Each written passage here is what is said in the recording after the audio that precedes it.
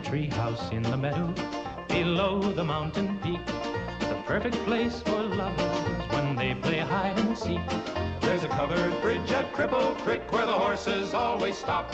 Between the tree house and the covered bridge, that's how Mom and Pop are making love in the country where skies are blue.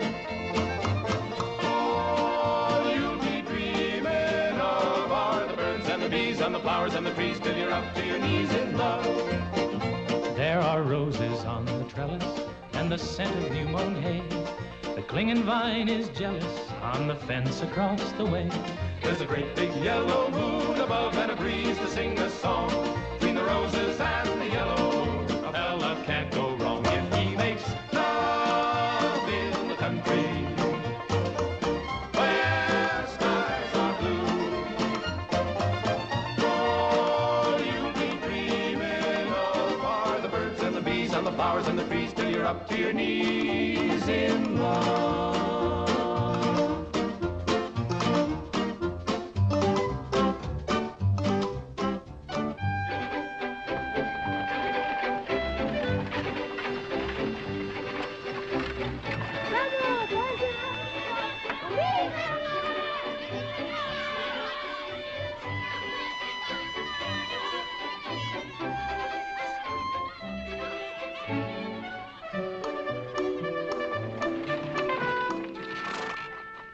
Lord to goodness, not again.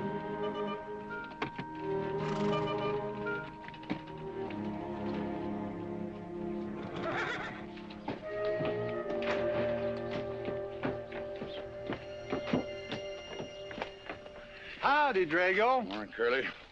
Makes 7 times this month he come home swoggled. 6. 7. 6. Once was his birthday. That don't count. Give me my bucket whip. Didn't have anything for breakfast but 2 raw eggs and a mug of honey. No. Curly! Yes, boss. Don't say it's a fine morning or I'll shoot you.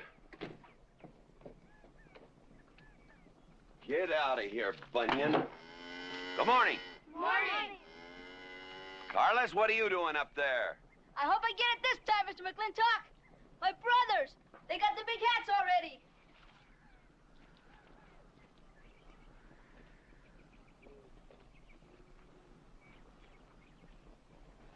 All right, let them have at it.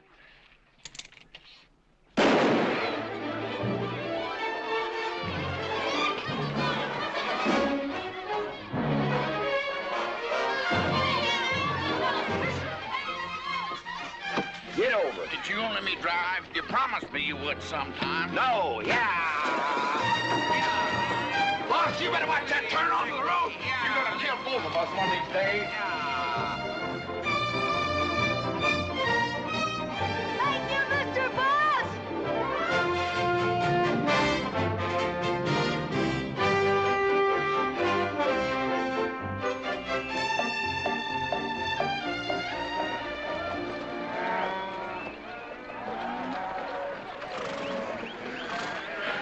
You got cattle in the back, boss.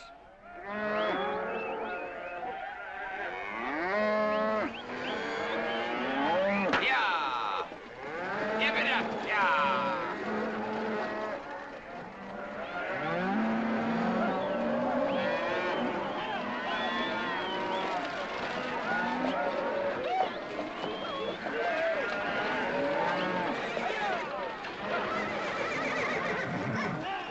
Keep 'em going. 15 cents a pound all the way to Kansas City. Yeah. Yeah.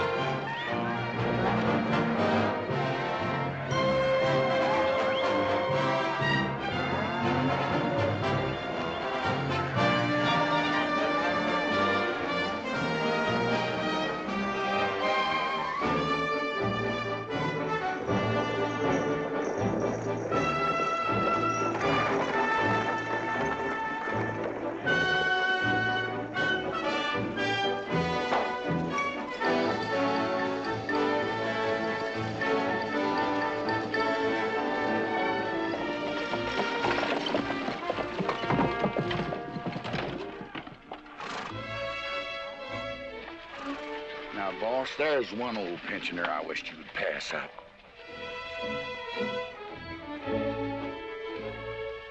Bunny? Yeah. I knew where I'd seen his face before. He's an old timer. He's just been around town a couple of years. Oh, you have no milk of human kindness. Morning, Mr. McLintock. Morning, Bunny. Well, I can see you're in good health. Never felt better. Contrary to what you may hear. Me, my kidneys ain't what they used to be, and my liver's been leaving me business. Drago? Yeah.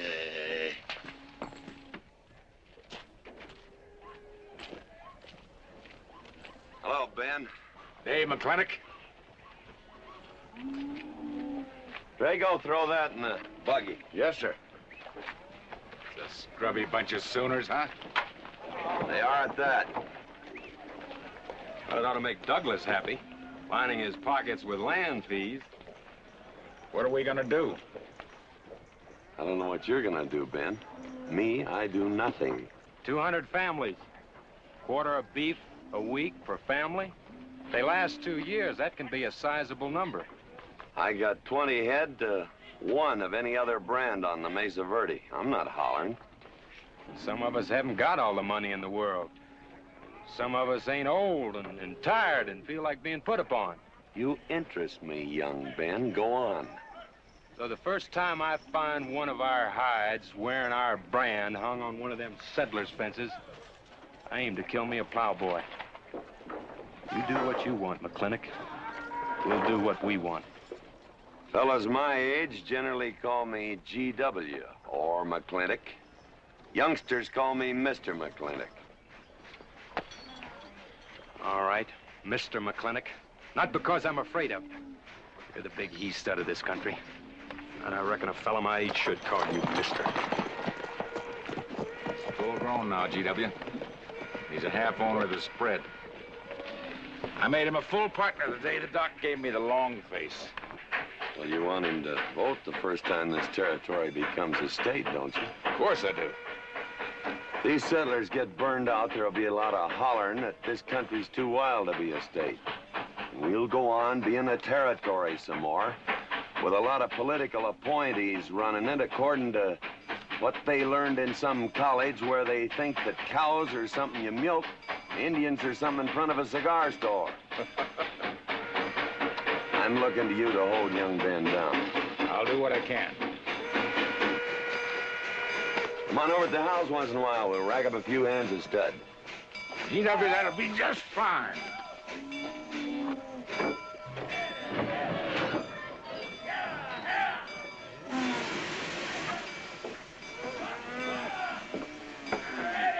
It's a nice morning, ain't it, boss? Everybody's entitled to their own opinion. Like that again, eh? Here's something that'll cheer you up. About 1,000 head. I figure they'll bring about 1,250. They're not as fat as I'd like to ship. They all off the North Range? Yes, sir. Settlers. Every one of them with a plow and a Bible. Not the slightest idea what the range is for. Drago! Drag out that hog leg. Yes, sir. Give me some attention. Yeah! People! People! People! People!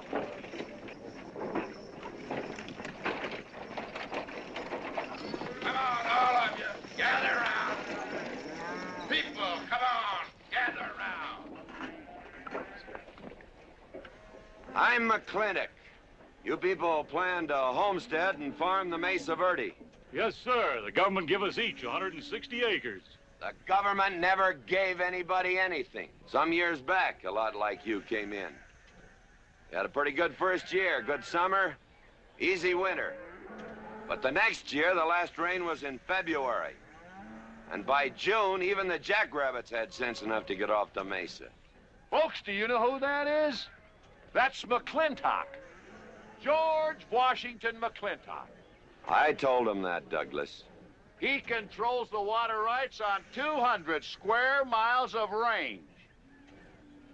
You know that lumber you got? It came from his land. Cut by his loggers and milled in his mills. Douglas, I come close to killing you a couple of times when we were younger. Saddens me I didn't. Can you imagine a man who owns all that? Oh, and mines, too. I forgot to mention them. All that. And he's begrudging poor people a measly 160 acres. That right, Mr. McLintock? You begrudge us a little free land? There's no such thing as free land. If you make these homesteads go, you'll have earned every acre of it.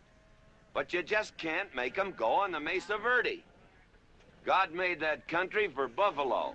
Serves pretty well for cattle. But it hates the plow. And even the government should know that you can't farm 6,000 feet above sea level. Any trouble, Mr. McLintock? No trouble, Jeff.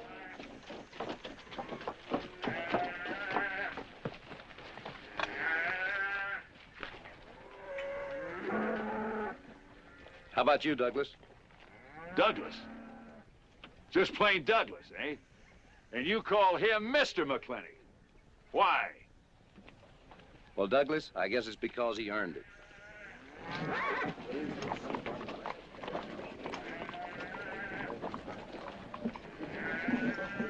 Mr. McLintock? Yeah? I'm a good hand with cattle, Mr. McLintock. I'd like a job. Well, you look strong enough. You come in with those Sooners? Well, yes, sir, but we don't have a homestead. Can't use you.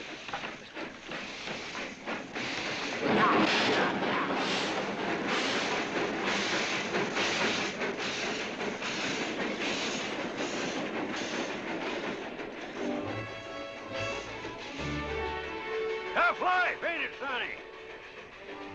Hell, ain't much future in being a farmer around these parts.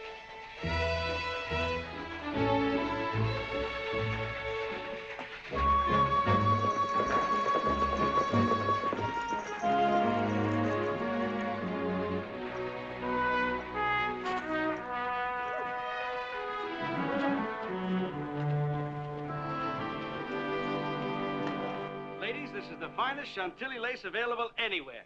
Chantilly, Mr. Birnbaum. Well, believe me, it's the best. Oh, excuse me, please. Look around. Take your time. Drago, I got 1,000 Havana cigars and 12 of those hats for you over there. Them fell big hats ain't gonna last long the way some folks have been dipping into that red eye these days. Uh-oh. Good morning, G.W. Good morning. I stole some stick candy. Please, help yourself. Come on in. Davy, you can forget about saddling up the horse. Come in here. Problem? Yes. Well, if I were blacks, I'd move Queen's Bishop to King 4. Yeah, you might be right. You know, I was just starting to work this out when the letter came. Letter? It was... What happened? Don't you want me... Morning, Mr. McLintock. Morning, Davy. You being here saved me a trip. Oh, that hat and suit of clothes you picked out for my birthday? Well, instead of this cowboy hat, I'd like to have this one. If it's, all right with you, sir. Oh, it's all right with me, Davy. Of course, that looks like the kind of a hat a fella'd wear down Main Street to start a fight. Oh, I don't need a city hat for that. All I have to do is walk down the street and some wiseacre will call me an Indian, and just like that, the fight's on. Davy, the letter, it's for you. And you are an Indian. Yes, I know I'm an Indian. But I'm also the fastest runner in town. I've got a college education, and I'm the railroad telegrapher. But does anybody say, hello, college man, or hello, runner, or hello, telegrapher? No, not even hello, knothead. Davy. It's always, let the Indian do it. Will you go out in the store and help the ladies? All right. I'm also bookkeeper, part-time clerk. Always let the Indian do it. The lady brought that out here this morning, asked for it to be taken out to the home ranch for you. Handsome lady, kind of tall with red hair. Called me Mr. Birnbaum, just as if she'd never seen me before, and as if that veil that covered her face would keep me from recognizing her. I thought she was in New York or Europe or someplace. So did I. Jake, you better throw on a couple extra cases of the boss's favorite bourbon. That stuff sure gets used up fast out at our place. Which reminds me, you better start tapering off. Katherine's in town. Katie?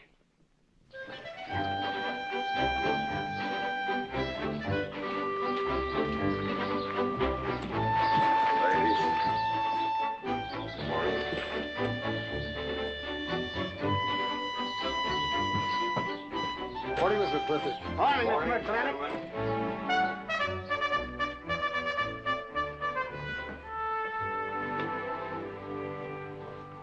Good morning. Hello, morning, Mac. Darling. Fauntleroy. Morning, GW. What are you doing in here? Why aren't you out at the desk? Helping out the bartender. Yeah, I see a busy day.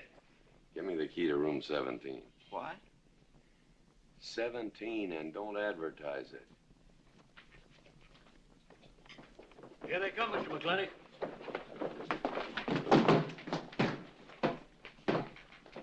Set 'em up. Here, whiskey. Day off? Off day. Wonder what he's so preoccupied about. Haven't you heard? No, what? Katie's back in town. Katie? Yes, dear. The social arbiter. Well, hi, Sonny. Good morning. Oh. He sure is a quiet one. Mr. McLintock, I don't want to bother you. I'm sorry, boy. I told you, no job.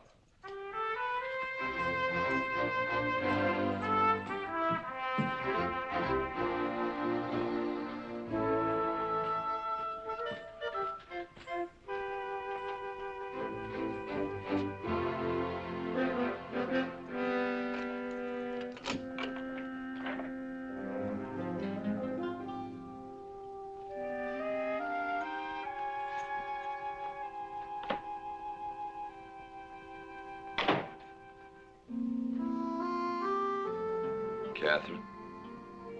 George Washington McLintock.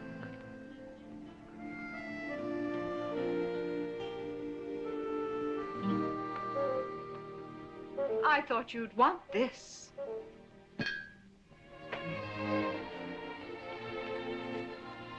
First dig of the spur. But who am I to upset your plans? Don't you feel kind of silly? I never feel silly. It's because you have no sense of humor.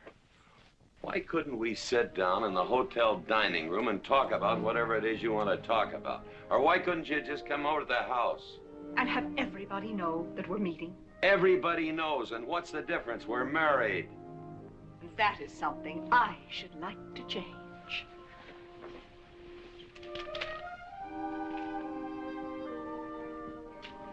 You know the answer, Katie.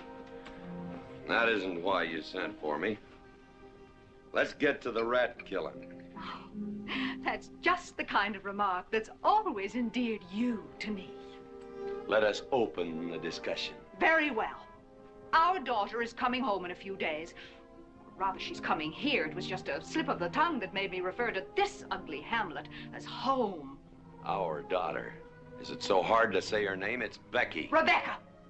I hate that name. Anyway, she's coming home.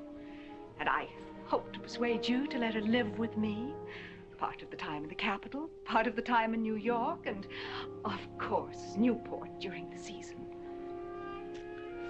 You're whistling in the wind, Katie. If she stays here, she'll become just as crude and as vulgar as all of this country. And if she goes your way, she'll be all show and no stay.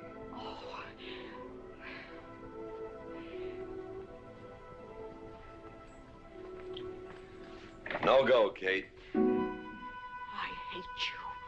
Oh, how I hate you. Half the people in the world are women.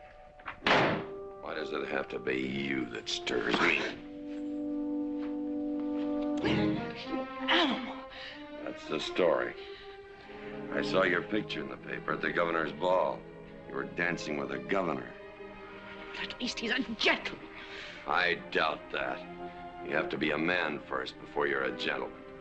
He misses on both counts.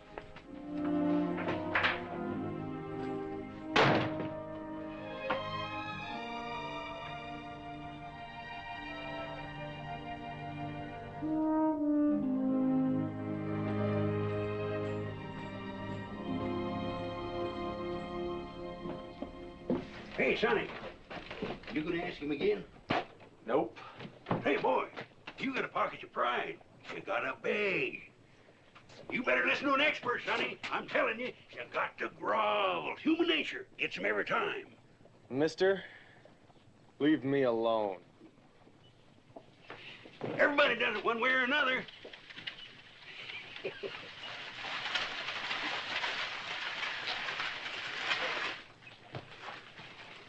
About that job, Mr. McLintock. I already told you, son, I've got no need for farmers, or use for them. Just 1 minute, Mr. McLintock. My father died last month. That's how come we lost our homestead. I've got a mother and a little sister to feed. I need that job badly. What's your name? Devlin Warren. Well, you got a job, son. See my home ranch foreman. He's over at the corral.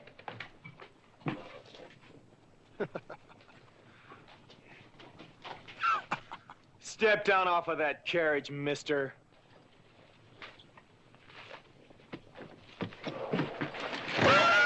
Hold that hog leg. I've been punched many a time in my life, but never for hiring anybody. I don't know what to say. Never begged before. Turn my stomach. I suppose I should have been grateful you gave me the job. Gave? Boy, you got it all wrong. I don't give jobs, I hire men. You intend to give this man a full day's work, don't you, boy? You mean you're still hiring me, Mr. McLintock? Well, yes, sir. I mean, I'll certainly deliver a fair day's work. For that, I'll pay you a fair day's wage. You won't give me anything, and I won't give you anything. We both hold up our heads. Where do you live? The settlers' encampment, down by the mine. That's your plug? Yes, sir. Well, hop on him, and we'll go get your gear.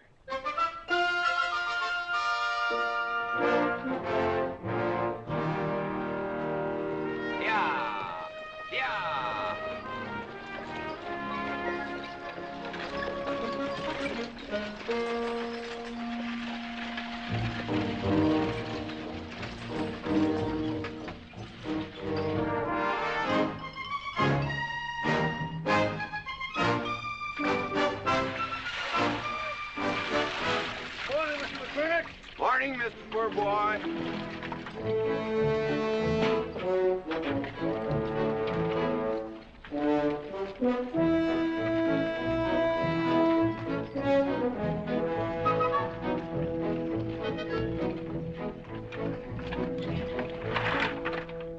I'm sure that all you fine people are interested in knowing just what portion of this new land will be your new home. Oh, Jones and McAllister, since you've been more or less the leaders of our group, I'd like to have you come up and check the exact location. Won't be a minute, sir.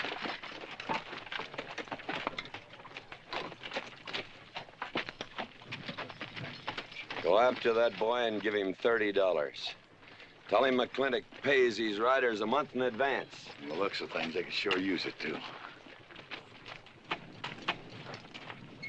Oh, Mom? It's Mr. Drago. Morning. Well, and what do we owe this visit from the cattle baron? I've got a touch of hangover, bureaucrat. Don't push me. Oh, Bachelor!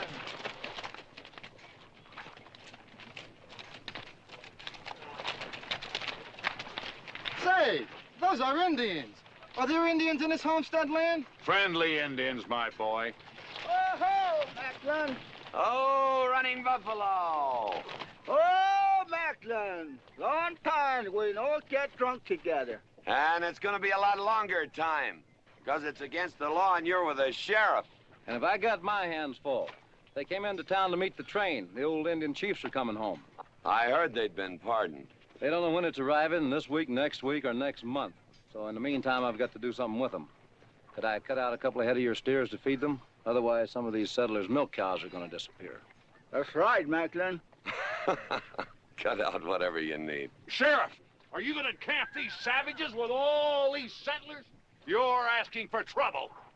Mr. Douglas, I already have plenty of trouble. Please stay off my back. Running Buffalo, bring your people over to the clay slide. Go. Hello, Mr. Macklin. Tiny Mouse, it's nice to see you. You wouldn't believe it now, but 20 years ago, she was a mighty handsome maid. 20 years ago, you thought so too, Mr. Douglas.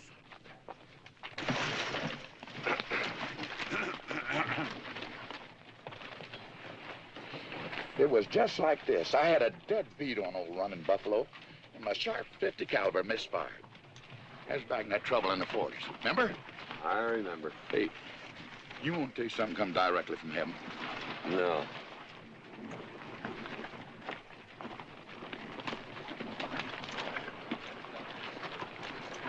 Where'd you get this? That boy's mama baked them. You thinking the same thing I am? She's a widow woman, boss, and she's got a long, hard road home. Hire her.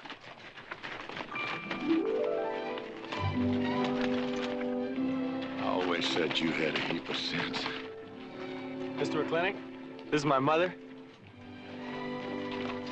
Your mother? And my sister.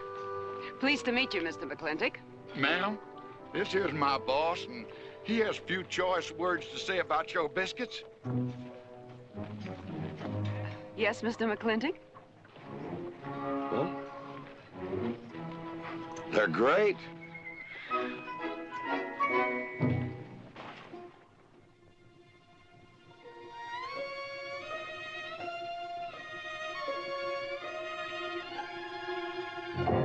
Well, you old Ken-knees reprobate, how about it? Fire me? I'd kill myself.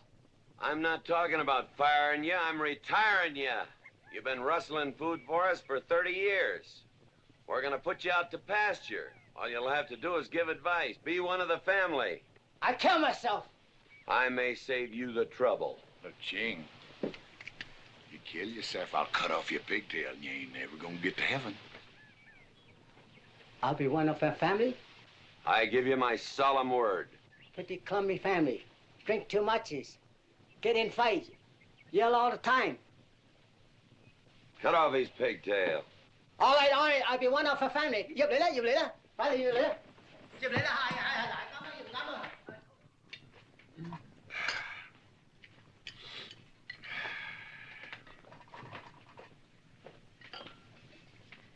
I hope everything is satisfactory. This is such a big house, it'll take me a while to get used to things. Now, please don't hesitate to tell me if anything is wrong. No bird's nest soup. Otherwise, just fine. Everything out nicely. Who's Finally, having it, fine. ma'am? Best apple pie ever had. Curly's right, ma'am. Hated to leave that last bite. Shall we celebrate with a drink? Carlos, come in and help me with the dishes. Alice, you want to help too? Yes, Jacob. All right, pitch in. Now I'll wash and you kids can dry. Is that good here?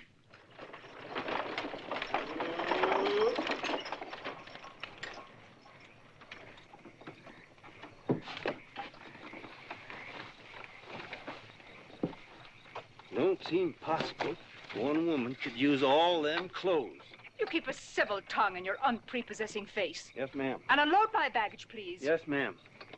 By the way, what does that word unprepossessing mean?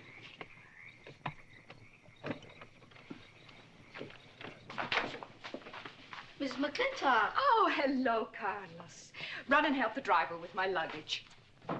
I couldn't trust anyone else in this house to do anything correctly.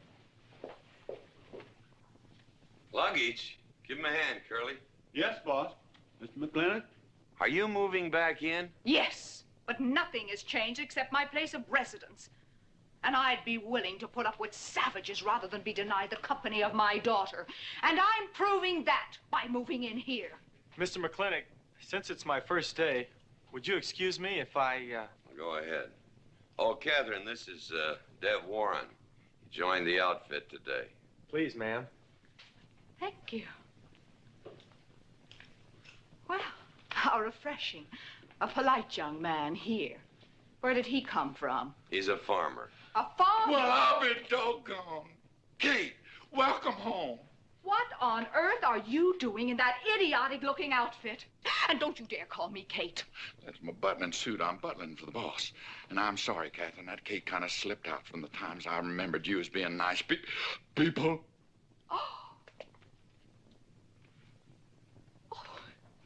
Are you going to stand there with that stupid look on your face while the hired help insults your wife? He's just ignorant. He doesn't know any better than to tell the truth. And I can't help this stupid look. I started acquiring it as you gained in social prominence. Mrs. McLintock, where do you want I should What? Put him in the master bedroom. Yes. But move Mr. McLintock's things into another room.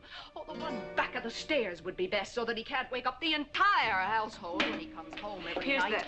Just before daybreak. Yes, ma'am.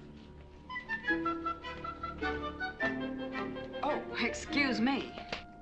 Here's your cigars, Mr. McLintock. I am Mrs. McLintock. Katherine, this is the cook. This is the lady does the cooking for us. Mrs. Warren, Mrs. McLintock. How do you do? Very pleased to meet you, Mrs. McLintock. Very pleased. Likewise. You see, I just came to work here today, and I guess I jumped to the conclusion that this was a bachelor's household. It is, and then again it isn't. I will explain so everything will be quite clear, Mrs. Wallace. Mrs. Warren. Mrs. Warren, it has been a bachelor's household for quite some time. And it will be again just as soon as I am out of here, which will be as quickly as I can make arrangements to take my daughter back east with me. You see, she's coming home from school in a few days, and then we'll be off together, and you can return to conducting yourself as you consider proper in a bachelor's household. Katie! Shut up! Until then, I am mistress in this house, and I will give the orders. I want my breakfast served in bed. Let her. Ain't you gonna say nothing, boss? Breakfast in bed. No. 1 poached egg, tea, toast. Oh, GW.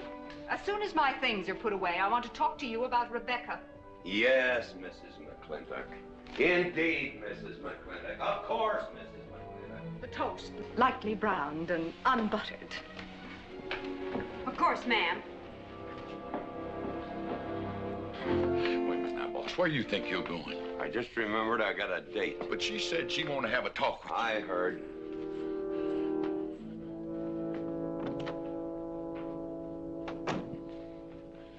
Good evening, Lem. Good evening, Mr. Mack. Yep.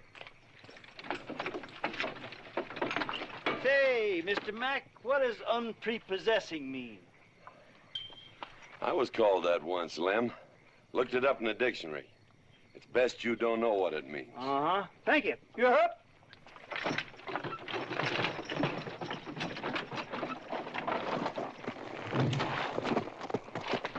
Hey! What am I gonna tell her when she asks where you went? When in doubt, tell the truth. She wouldn't expect that from you anyway. Where's Mr. McLintock going? There he goes, burning his last bridge.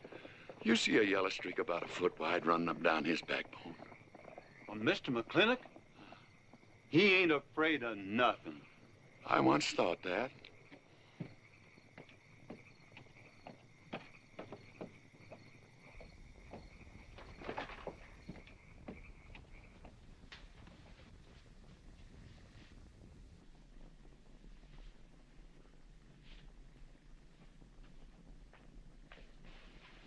Drago?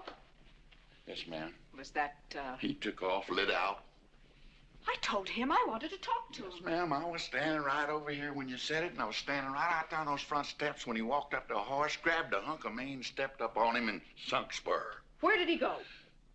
Last time I saw him, he's going east. But you know him, he's liable to go north, south, or west. Get me a carriage. Yes, ma'am, but... But what?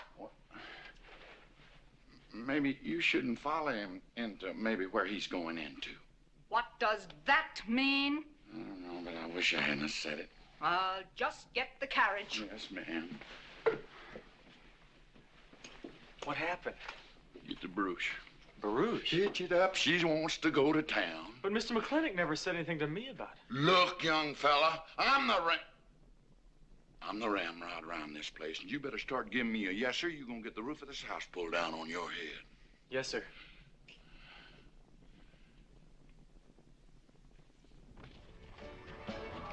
Hello, lady.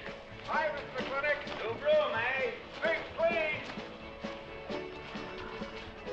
Hello, Bunny. How is everything? Oh, fine, fine, Mr. McLintock. I'll get you next time.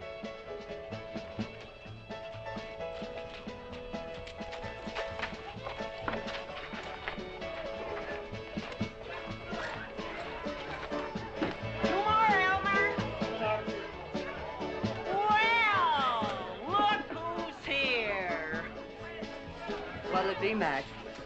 Same as usual? Ladies. Evening, GW. Jake? Wrong move. What? Chess problem. Queen's in danger.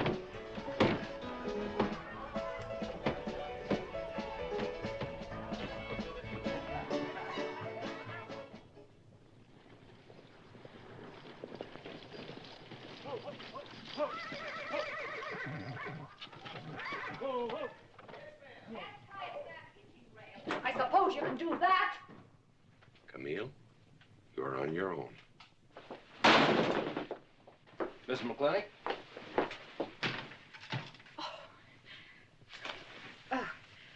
I'm Camille. Camille Reedbottom. I'm learning the game of chess. Thought it would give me something to pass the time. See, I have nothing to do all day long, and I just remembered something.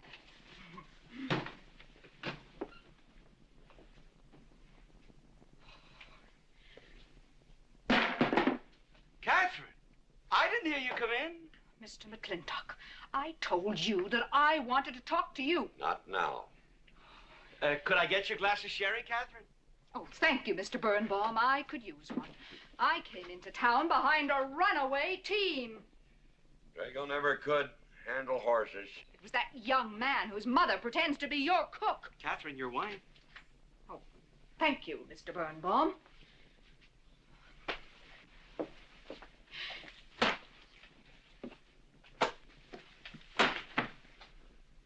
Now, Mr. McLintock, we have an awful lot to talk over. First thing I learned about Indian fighting was to wait for daylight. What has our conversation got to do with Indian fighting? Indian fighting is good experience for our kind of conversations. Oh. It'll wait, Katherine. Evening, Sheriff. Mr. McLintock, we had quite a ride out here. Oh, I finally got that team settled down.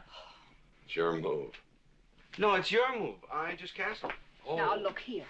You're not going to sit here all night long and play chess when the matter of our daughter remains unsettled. I am going to remain here and play chess, and the matter of our daughter is settled. She stays. Oh, such stubbornness. Katherine, your hair. Oh, it is a mess after that awful ride. No. It's just that I haven't seen you for a long time. And it seems to me the last time I saw you, your hair was a little darker, no?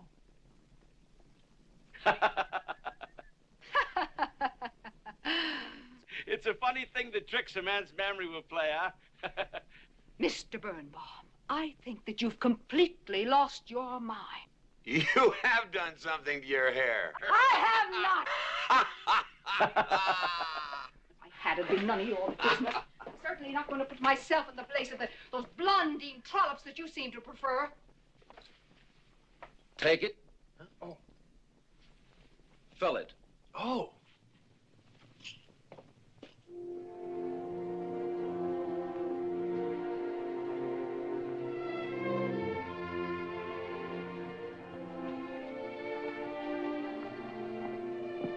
Morning. You fellas still at it all night? A McLintock never quits. But a Birnbaum has to. Besides, the game is over. You got me. Oh, no, Mr. Birnbaum. You still got a good game. Oh, you play chess. Please, take 'em.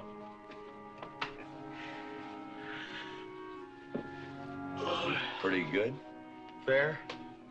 Well, looks like I won't have to come into town always to get a game.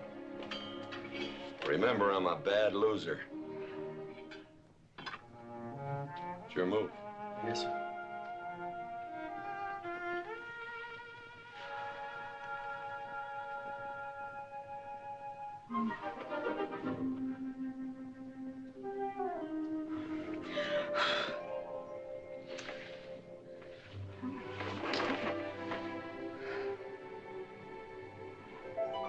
Good morning. Good morning. Oh, it's not morning already. Mm-hmm. Cup of coffee? Oh, yes, thanks, Jake. You're welcome, Katherine. Got any cream? Canned cow's milk. That'll do. Good old condensed milk. That reminds me. I was cleaning out my desk the other day. I found something I wanted to return to you.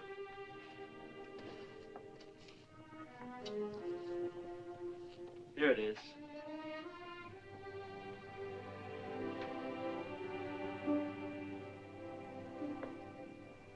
It's a medal, remember? From the President of the United States of America to First Sergeant Michael Patrick Gilhooly for bravery above and beyond the call of duty. It's your papa. Reminds me of the first time I ever saw you. It was over 17 years ago. You walked into my store, not much bigger than the bundle you were carrying.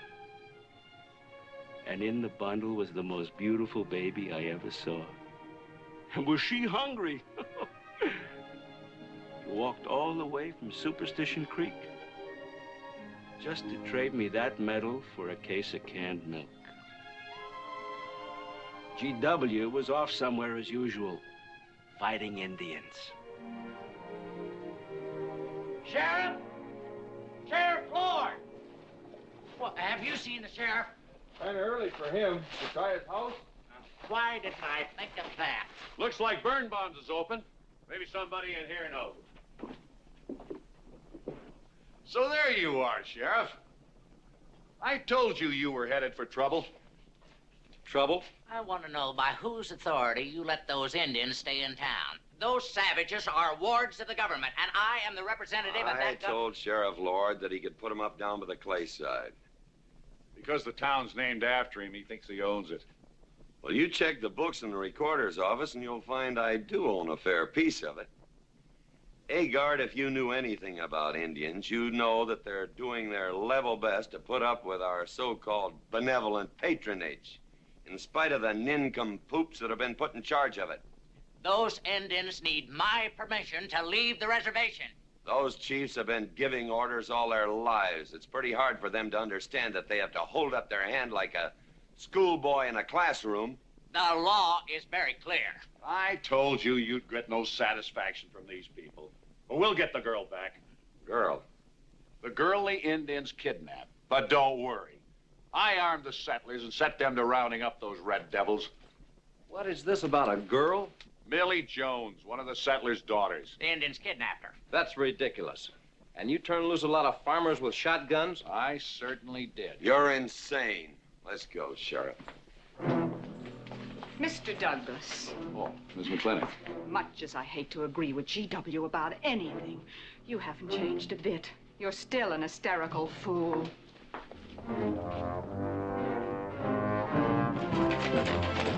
Come into town, I got worried. What about? Thought maybe Katie shot you.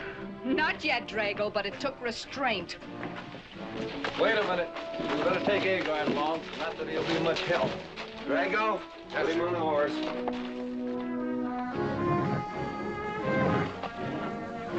Just a minute. Well, I'll drive. Yes, sir. Agard, what are you doing? Agard! Agard, this is serious! Stay with him, Agard! Stay with him! Agar, will you stop showing off and get in this buggy? Mercy. Mercy. That horse is a little green.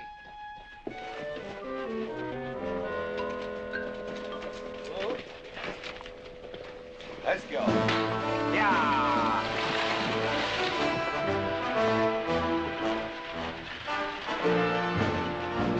Just where do you think you're going? Don't use that range, boss. Tone of voice with me.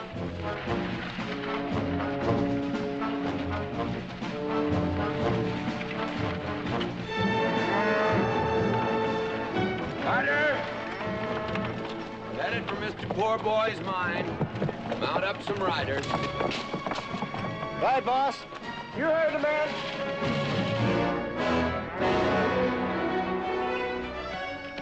I don't like it, Mr. McLintock. I don't like it one bit. What don't you like? They're planning to hang an Indian.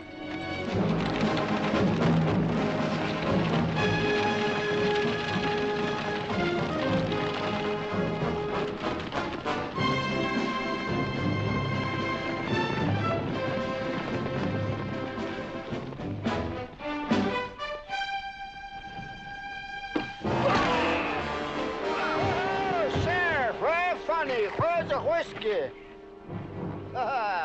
Hold it! Not so fast, Mr. Boss of the whole country.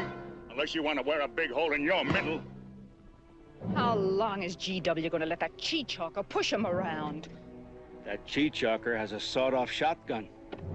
How do you know she didn't wander off someplace or meet some fella or something? What are you saying? That I didn't raise my girl right? That she'd wander off all night with some man? There's a lot of things I'm not saying to you, mister. Well, you got a sawed-off shotgun in my middle. But how do you know this Indian had anything to do with it? She's gone, ain't she? She's gone. Pa! Pa! I'm over here! Pa! Been looking for me, Pa? Where you been, gal? Young Ben took me for a sunrise ride, and the horse wandered away. You come down over there. But, Pa! She's telling the truth, Mr. McLintock. We wasn't doing nothing. Well, that's not important right now. The important thing is that you don't draw that hog leg, or this will be worse than Dodge City on Saturday night. You get on, back to the wagon. I'll tend to you later. Now for this young whippersnapper. Now, no harm has been done. And young Ben here is one of the nicest boys in the territory, so just put down that shotgun and I'll let's teach forget him to fool with Mike. Now, we'll all calm down. Boss, he's just a little excited. I know. I'm going to use good judgment. I haven't lost my temper in 40 years. But, Pilgrim, you caused a lot of trouble this morning. Might have got somebody killed. And somebody ought to belt you in the mouth. But I won't. I won't. The hell I won't.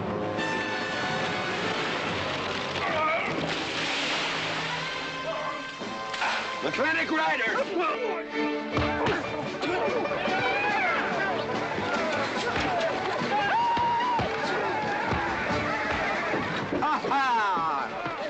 Oh, Markland! Hey, Buster! Remember me?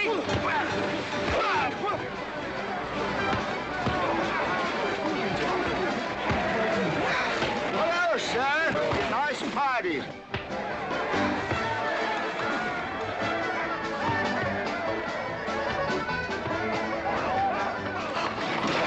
Do you think you oughta? I ought to what?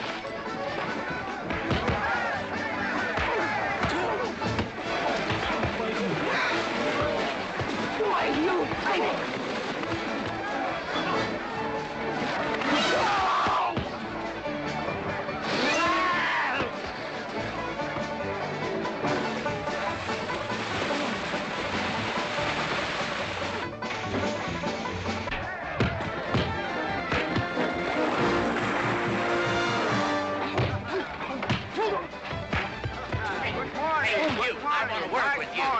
Just a minute. What do you do? My glasses. Hey, now stop this or you'll be sorry.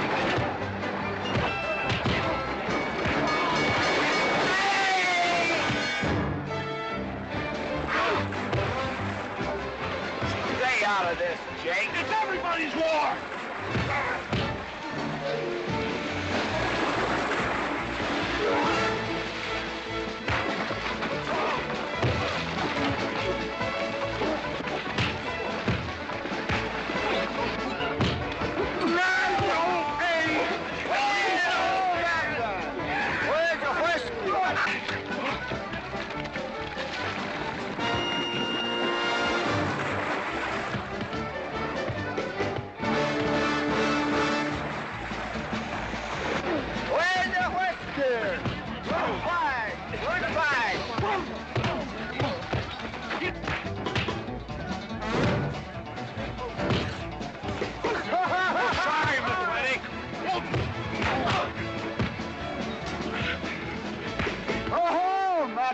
Thanks.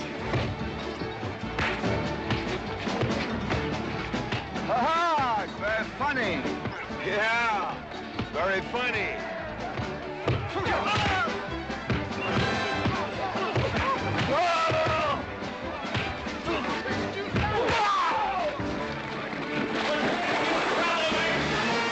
Guys, Mr. Douglas, I'm sorry.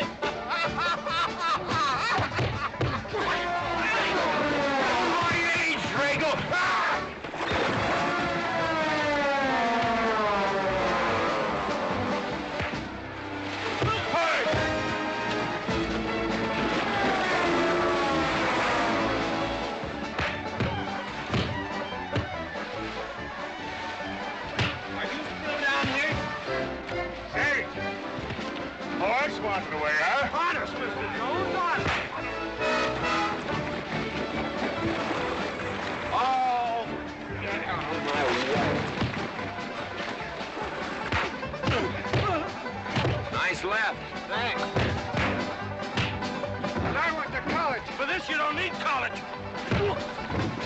You're not getting me down there.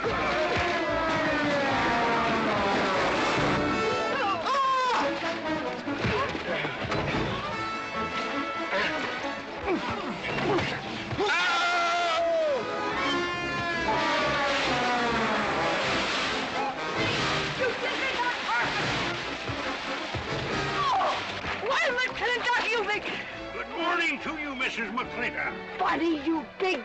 Yowie!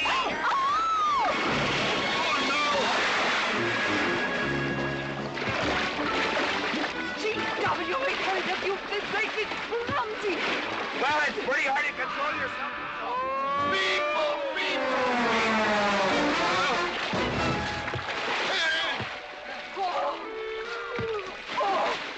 Oh, Macklin! Oh, Macklin! What party? But no whiskey. We go home.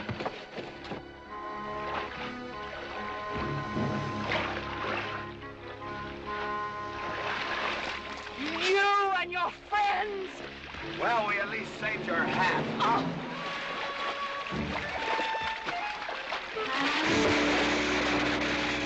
Where is everybody? Oh, for heaven's sakes.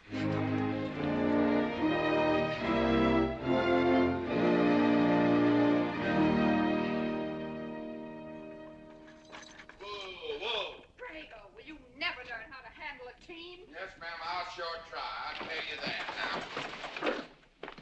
now. Try me family. You want to lose your pigtail? I lose face. Lousy lot of tips. You want to lose more than that? Kate, Yes? we could be a big help to one another. Like what, may I ask? Well, we could wash the mud off of each other. We used to have quite good times doing that sort of thing. There are a lot of things we used to do. Good night, Mr. McLintock.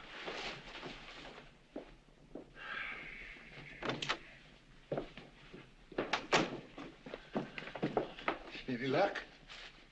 What are you talking about? I mean, divorce. She still want it? Yeah. You know something? Women are funny. She fought like a wildcat on your side out there this afternoon. Come home, she slams the door in your face. That divorce business, is that what you get when you pay a woman not to live with you? That's about it. Some women I've known it'd be worth it. You know, if we had any moral character, we wouldn't be standing here covered with mud drinking when we should be washing. G.W. Drago.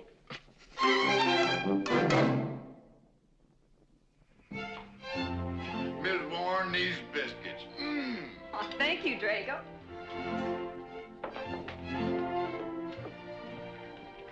Good morning, Mrs. Warren. Good morning, Mr. McLintock. Breakfast for the boss? If that's the way you want it, Mr. McLintock.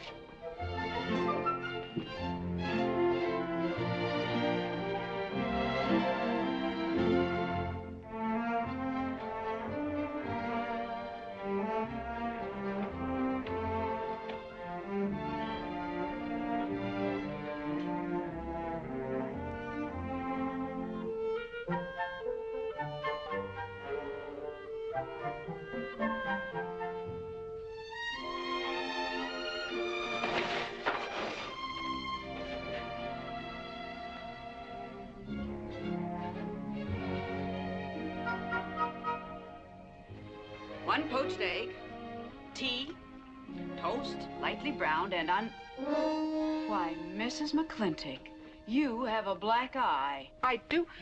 Ooh.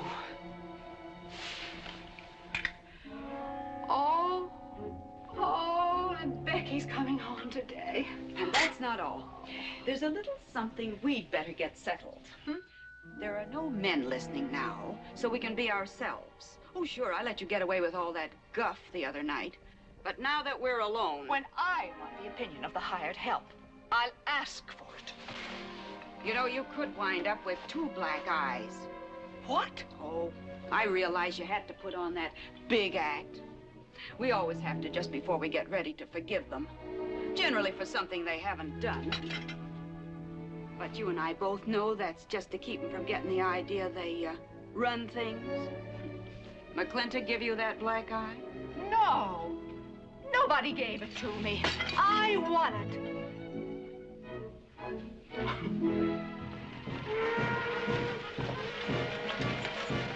Morning, Davy.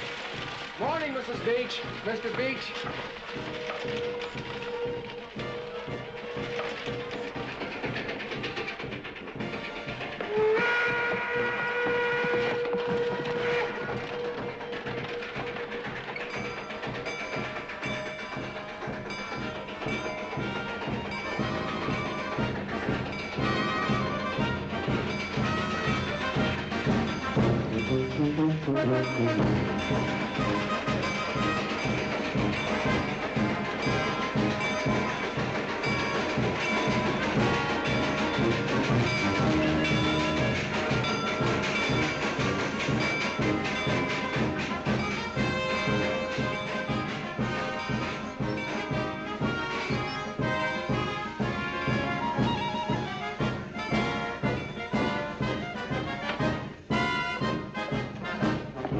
Why, Miss Becky, welcome home.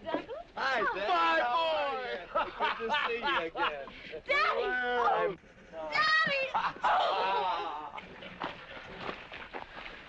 It's been 2 long years. I guess I'm gonna have to stop calling you Tomboy. Oh, Becky. Mama! Oh, darling. I wasn't sure you'd be here. Oh, I've been here a few days. And, oh, Becky, I bought you 3 of the most beautiful dresses. Uncle Drago! Oh! Did you bring your old uncle a coming home present? Sure did. What is it? A mustache cup. And what did you get me? Prettiest Palomino pony that ever packed a saddle. Broke the stand, drowned, tie, and the counter. Oh! Uncle Jake! Oh! What are you doing with Mr. Douglas's tuba? Oh, Mr. Douglas has had a little accident. Here, I brought you a whole shipment of licorice sticks. But now that I've seen how much you've grown, I think we better exchange them for a couple of bolts of dress goods, huh? Thank you. Oh, the mayor was going to be here, but he had to go to the territorial capital on a horse theft matter. But I'm going to give his speech. Oh, and don't worry about the mayor. I'm sure that he can find a bill of sale for the horse.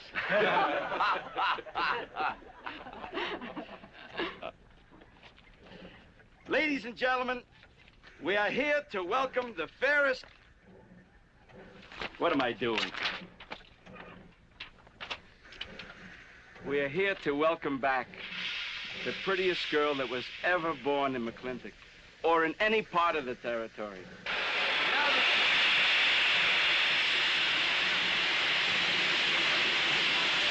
Hey, Davy! Yeah? I got something for you. Yardmaster up at the junction told me to let him ride, so I locked him in here. I've had my scalp a long time, and I aim to keep it.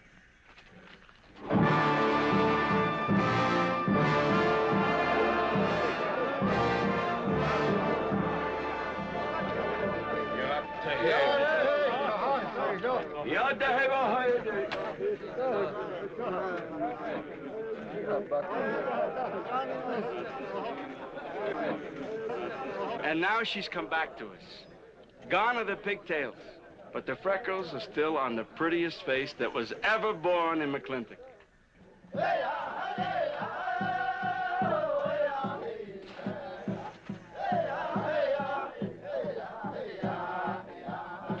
Hey, that's Puma. And it's true. The government did turn them loose. Good old Puma.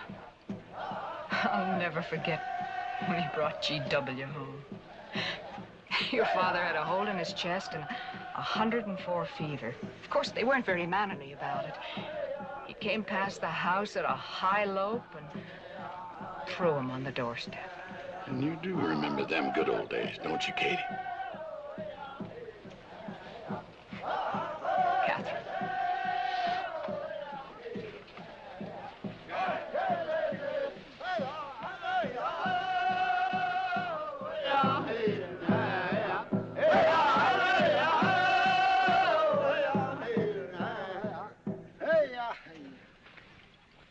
Yatta-hey, my friends. Yatta-hey.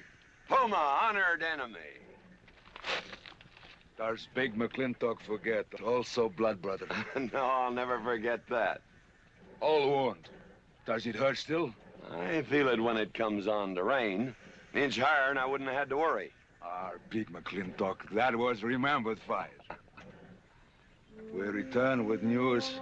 Our people have more trouble. You see, I learned good English now, big McLintock. Learned in white man's jail. But we would have you talk our course at government hearing. I understand that Governor Humphreys is going to preside at that meeting. Yes, Puma, I'll translate your wishes. Mr. McLintock, could I impose upon you to use your Comanche to tell these Puma chiefs... is chief of the Comanches, and he speaks English very well. Oh, well, your people will have to follow my instructions to the letter. It is the law of the land. Well, now, just a minute. Well, for heaven's sakes.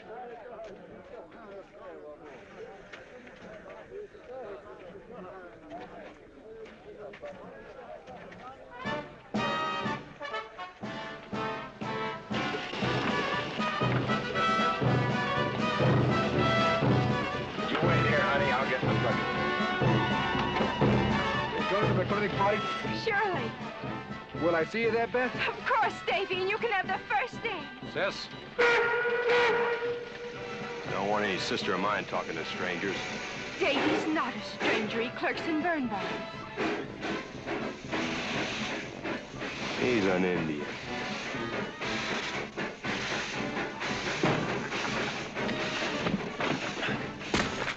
Darn you, Drago! Now look what you've done. Baby, this is Devlin Warren. He works for you, Papa. Dev, this is Miss Becky McLintock. Those are my things. Yes, ma'am. Oh, I'd have known you anywhere, Miss Becky. What do you mean? Oh, I mean, you look so much like your mother. Well, even prettier. Oh, Mr. Warren. Mother's much prettier than I am. Many a fight started with words like that. Come on, get in the buggy. Hello, Ching. We got jelly pie for dinner. Oh. I'm not cooking. No, he's not. Junior! Yes, Miss Becky. You remember Junior Douglas, Mama? Oh, of course. How's college? Valedictorian, 95. Oh, congratulations. Oh, Mr. and Mrs. Douglas, we will see you at the party, of course. Oh, delighted. Well, it'll be pretty hard to keep young Matt away. Yes, sir. Drago? Yes, boss. Bag it's all loaded. G.W. You remember young Junior? Oh, yes. Like father, like son.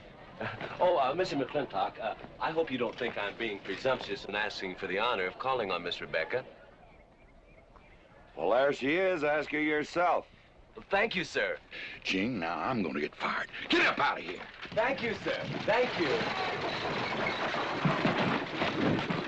How do you know me, man? I'll see you at the party, Junior! Yeah. Yeah, what? Like father, like son. What did he mean, Matthew? Come on, Ching. Grab a root and growl. Well,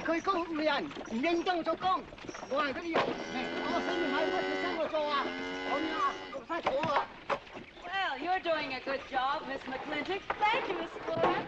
Dev, when you're finished there, go over and help Drago with the beer cakes. Yes, Mom. Deb, could you come and help me a minute?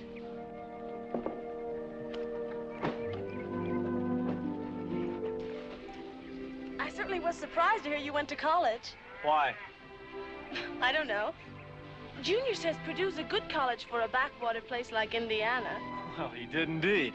Oh, could you do this? I can't reach it. Why didn't you finish college? Lack of funds. My father got sick, and he had to come out west. So he took out a homestead. You know, your mom's sure cute. It's too bad you didn't inherit her eyes.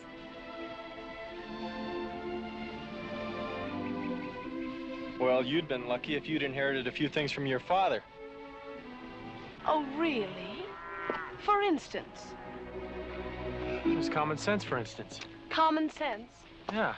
You don't see him being fooled by some dude like Junior Douglas. Junior's not a dude. He's nifty. This needs a woman's touch. And besides, he got a letter at college. What sport? Glee club. Very strenuous. Don't you dare hug me! Oh! I have no intention of hugging you.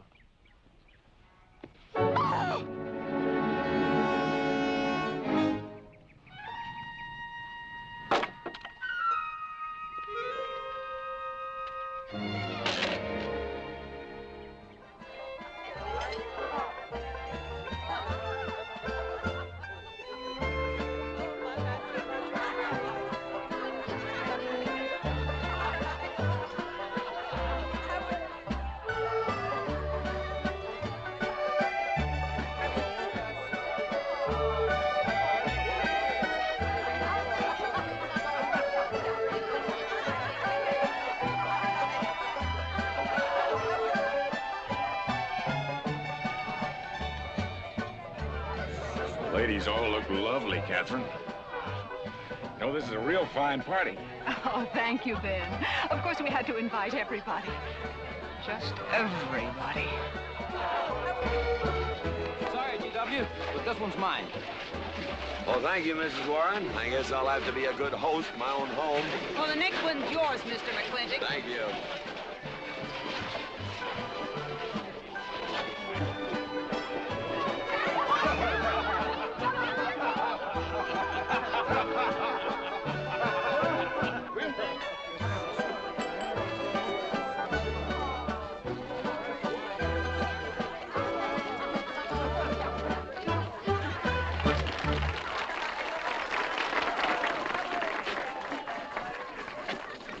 Drago, go and do what I told you to do.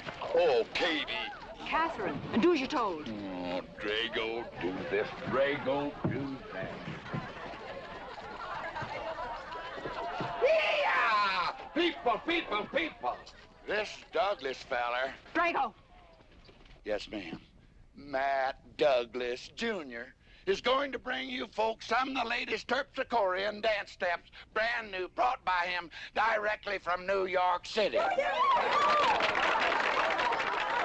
right, Mr. Fiddler.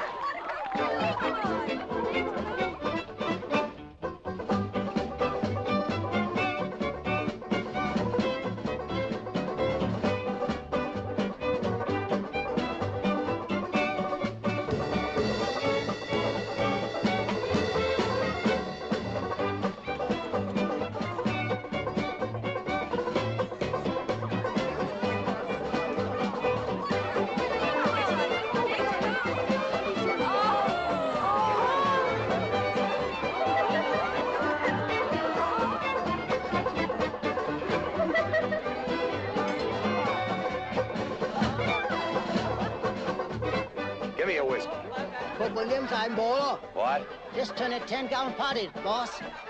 We're running out of whiskey. Well, I can take care of that, Shane.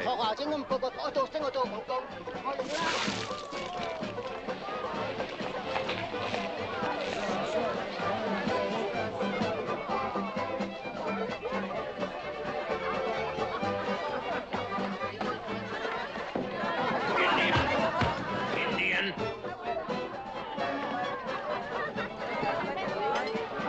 And you still got any ideas about asking my sister to dance? Get up and we can do this all over again. Yes! That's enough. You fought it. It's all over. Quit butting in, Birnbaum. He's a hard man, not your son. Look, you fought him fair and square. I don't think it was so fair and square. Well, you want to take up where he left off? If I did, you wouldn't find it so easy.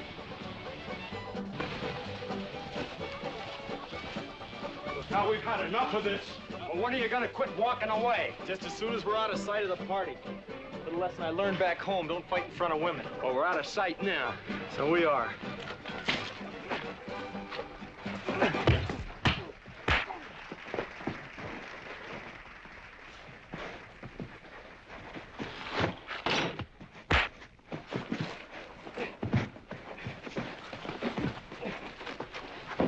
Such vulgarity.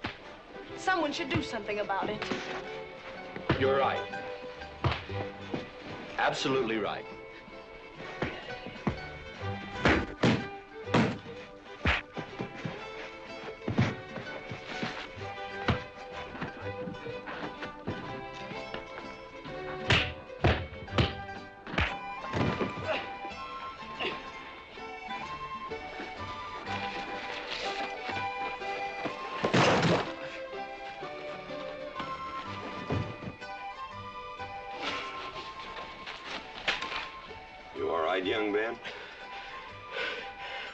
Mr. McLintock. Pretty fancy fighting for a country boy. 2 years at Purdue, Mr. McLintock, on the boxing team. I never thought any farmer could whip me. But you sure did. Better get him cleaned up. Get him some water, Jake. Yeah.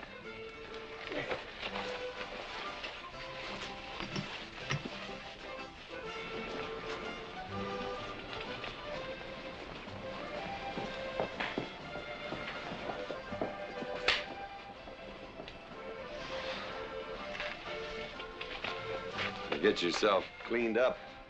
Go ask that girl for a dance. Who? Oh! Did I miss one? Oh. Where is he? I'll find him, that young whippersnapper. Trouble. Where is that farmer boy? Where is he? Where is he, G.W.? Oh, so you're the young farmer boy that whipped my nephew. Well, I'm Fauntleroy Sage, young Ben's uncle. Well, I'm no farmer, but if you're young Ben's uncle, yes, I whipped him. And you're intruding. What's intruding mean? Butting in.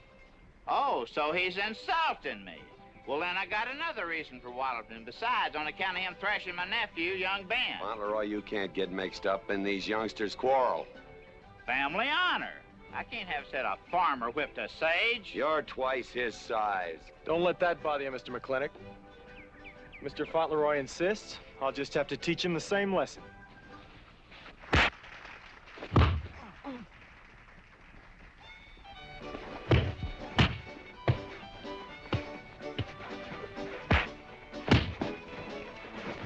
Say!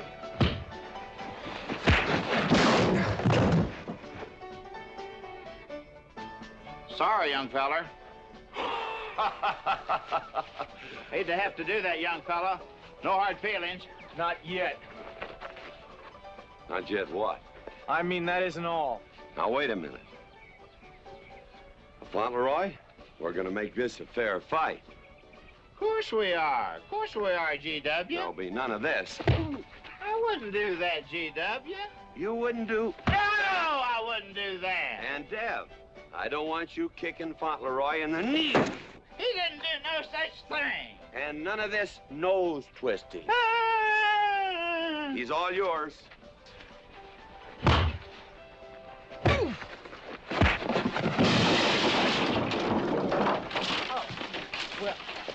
Well, where are my glasses? You all right, young feller? Ouch! I'm all right. This Indian agent will stop stepping all over me. I beg your pardon, G.W. You're just funning me. But I want you to know that boy fought me a fair fight. Well, I'm glad to hear that, Fauntleroy. Here's my uncle. Fauntleroy, what have you been doing? I hope my uncle didn't bother anybody. No bother. I think we'd better join the ladies before they get curious. Drago. Fauntleroy, let's line them all up for a do-si-do. Jake, you think tincture of arnica would help? Could be. Used to help you. Gentlemen, to the medicine cabinet.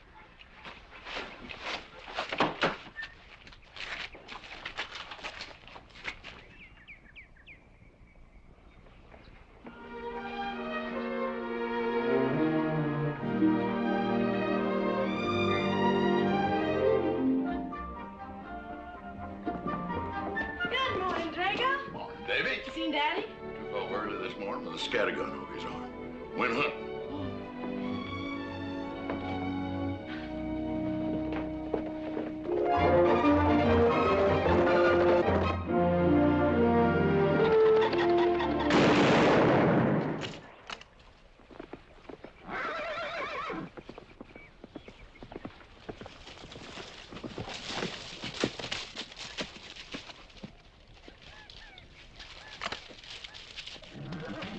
Morning, Daddy.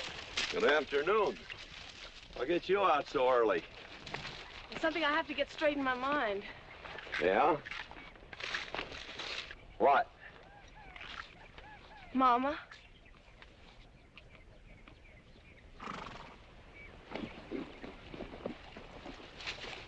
Why'd you and Mama stop living together, Daddy? Why'd you separate? Aren't you going to answer me? No. is sort of my business, I think. I don't. Is it another woman? Usually is. At your age, you always know what's usual. Is it Mrs. Warren? Becky, I don't want to start laying the law down your first day back home. But I'll have no more such talk. First time I ever saw Mrs. Warren was last week. She has a job here at which she's very good. And I hope you'll have the good manners to not pry into other people's business. Your mother's and mine. Pretty good shot, Daddy. Oh, I can understand your trouble. Mama's often so, well, so petulant. Petulant? You learned a lot of words back east, Becky. Wish to God they'd have taught you some meanings. You were only about 6 months old when your mother stayed alone with you in a sod hut under 8 foot of snow, while I moved the herd 300 miles south to try and save it. Saved about half of it. You were a little more than a year old at the time of the great Comanche raids. We stood off 500 Plains Indians for 9 days. Petulant, Becky? I think you better go on home. See that Ching gets those birds.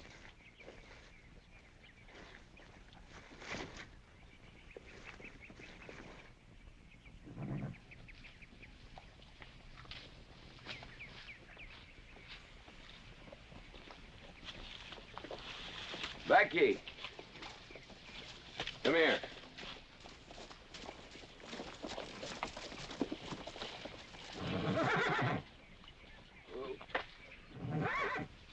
There's something I ought to tell you. Guess now's as good a time as any. You're gonna have every young buck west of the Missouri around here trying to marry you. Mostly because you're a handsome filly. But partly because I own everything in this country from here to there. They'll think you're gonna inherit it. Well, you're not. You're gonna leave most of it to, well, to the nation, really. For a park where no lumberman will cut down all the trees for houses with leaky roofs. Nobody will kill all the beaver for hats for dudes, nor murder the buffalo for robes. What I'm gonna give you is a 500 cow spread on the upper Green River. Now, that may not seem like much. It's more than we had, your mother and I. Some folks are gonna say I'm doing all this so I can sit up in the hereafter and look down on a park named after me. Or that I was disappointed in you. Didn't want you to get all that money. But the real reason, Becky, is because I love you. And I want you and some young man to have what I had. Because all the gold in the United States Treasury and all the harp music in heaven can't equal what happens between a man and a woman with all that growing together. I can't explain it any better than that.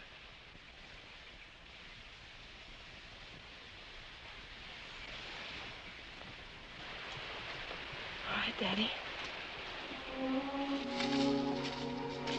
Becky.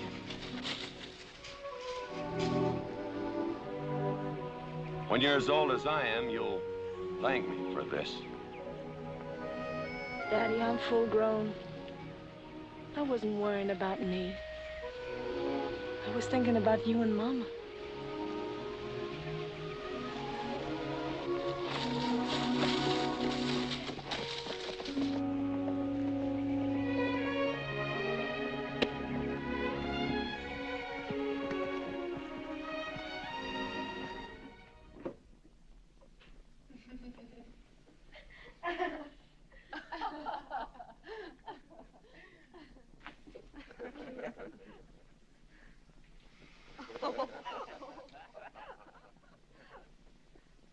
Oh.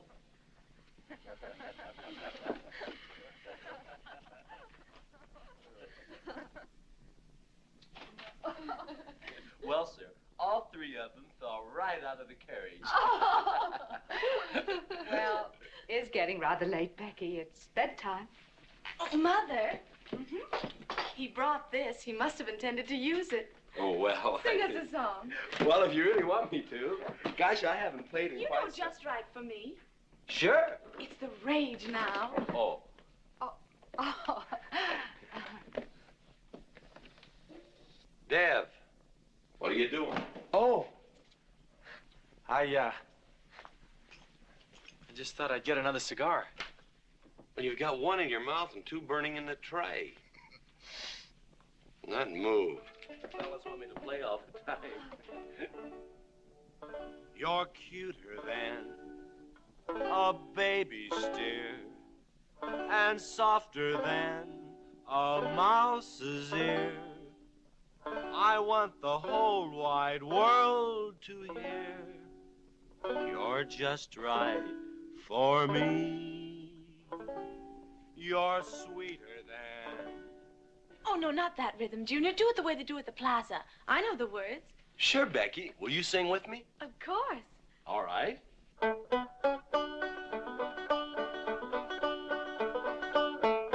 I love a man who's witty and smart and clever. It's your move. Oh. Oh, Deb, you're playing like an amateur. Let's call it an evening. I'd like to know where your mind is tonight. You're sweeter than the early spring, or bluebells when they start to... Pretty good. Voice like her father. Feel like a king. You're just right for me. Sweeter than honey, finer than wine. I'm sure they found you on that honeysuckle vine. I would melt in your embrace. You disappear without a trace. To die like this is no disgrace. This is the time. This is the place for you. Just right for me.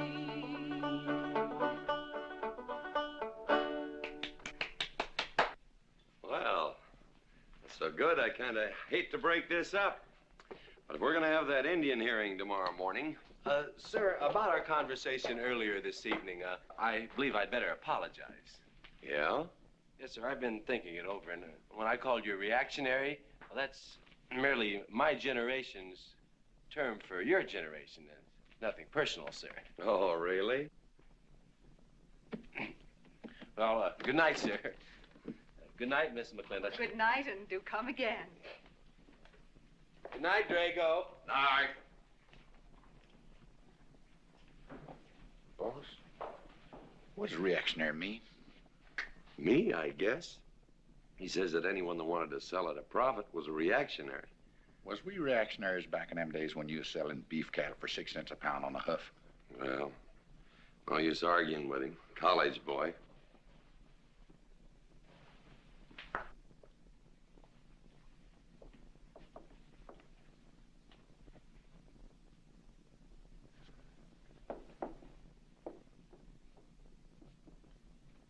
Devlin, Warren, if you was my kind of man, you wouldn't let some dude walk off with the prettiest girl west of Denver without putting up some kind of fight. Does it show? Well, what can I do? I'm just one of her father's employees. I'm just a hired hand around here. Every so often, Dev, you spill the strangest ideas. Everybody works for somebody.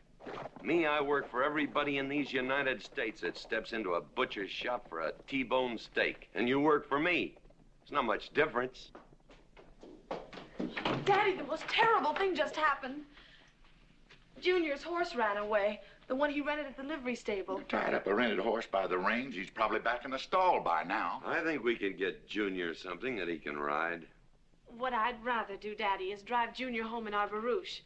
It's a lovely evening, and I'm sure Uncle Drago wouldn't mind driving. I would, and I got the kind of manners don't keep me from saying so, just to be polite. I'll drive him home, Mr. McLintock. And you don't have to come, Miss Becky. I'll see that he gets home safely. I can take care of myself. You got yourself a foot, didn't you? Dev, get the carriage. Drago? I'm going with them. Now you got me wrangling dudes.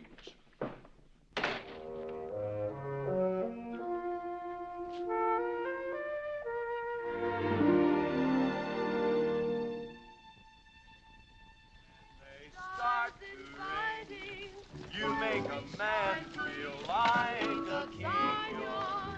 Just right for me. Miss Becky, somebody better help me watch the road. You know, I'm new around here. Might take the wrong turnoff. Devlin Warren, you know there isn't a turnoff between here and town. You disappear without a trace. To die like this is no disgrace. This is time. This is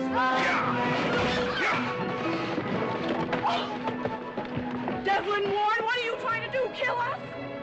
Rather have your friend drive? Yeah!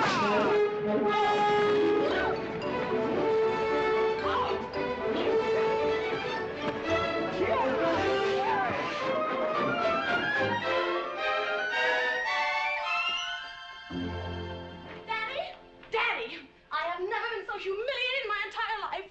I said what I said, and I'll stand by it to the death. Shoot him, Daddy. Shoot him at once. Why? My honor is at stake. Well, now, Your Honor. Absolutely. He impugned my honor. Impugned? What does that mean? Slander. He slandered my honor. He did? I said what I said, and I'll stand by it to the death. He admits it, see? Shoot him. Well, what is he admitting to? Why, he called me a... I won't even repeat the word. I didn't necessarily call you anything, but I said what I said, and I'll stand by it to the death. Well, just for the tally books, what did you say? I said that any girl who would permit a man to kiss her before they're formally engaged is a trollop. He said it again. Shoot him. Now, hold on. No, don't hold on. If you're my father, if you love me, you'll shoot him. Well, I'm your father, and I sure love you. So? Oh, you shot him. You really shot him. Hey! He dies. If he dies, he'll be the first man ever killed with a blank cartridge. We use this to start the races on the 4th. Hey! I'm on fire! Oh, you poor dear. Poor dear? You'd have had me shot in cold blood. But it didn't happen. Yelling I insulted you and all. What you need is a good spanking. Dev! Daddy! Leave me out of this. Well, I think I'll give you what you deserve. You wouldn't dare! Oh, wouldn't I? You'll think next time before you have someone shot. And this kicking and yelling isn't gonna help you. Don't you! Oh, Daddy! Wait a minute! Daddy! Oh, Daddy! Help me! Don't! Daddy, boy, I hate you! Mommy! Oh, G.W., was that a shot?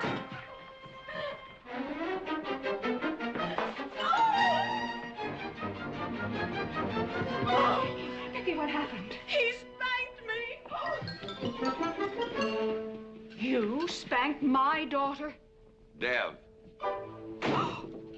You mean you stood there while that brute beat our daughter? G.W., what's happened to you in the last 2 years? Better part of valor, son.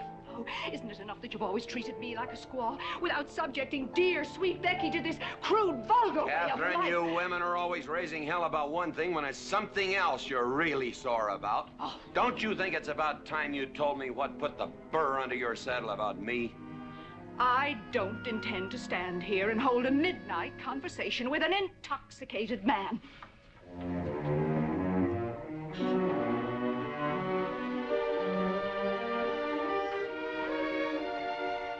And I am not intoxicated. Yet.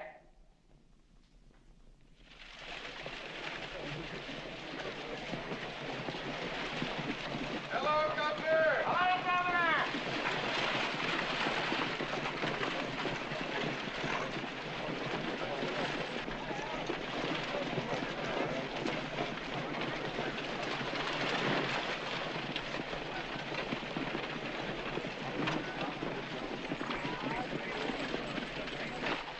Chief Puma?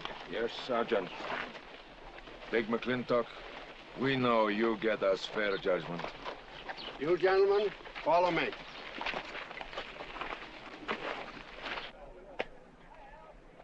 Well, Jake? GW?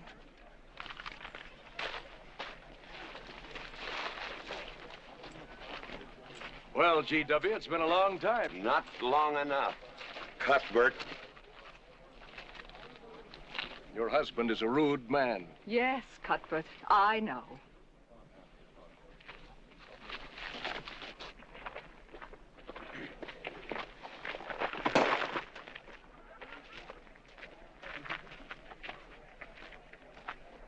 Well, you want the Indians, Mr. McLintock? Mr. McLintock is not running this hearing. Sergeant, seat those Indians. Yes. Gentlemen, be seated. You know, the whole tribe here want to come into town. Proceed, Lieutenant. This hearing is now in session.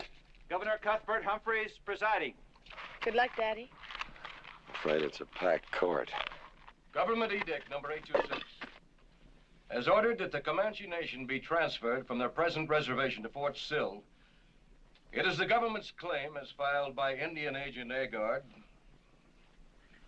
that these chiefs, after being released from prison by a kindly government, did then rouse and incite defiance among the tribe against said order. It seems, gentlemen, that although some of these chiefs speak English, Chief Puma is quite at home in our language, they have chosen Mr. McLintock to be their spokesman. I speak for the Comanche. Or rather, I offer this translation. Proceed, Mr. McLintock.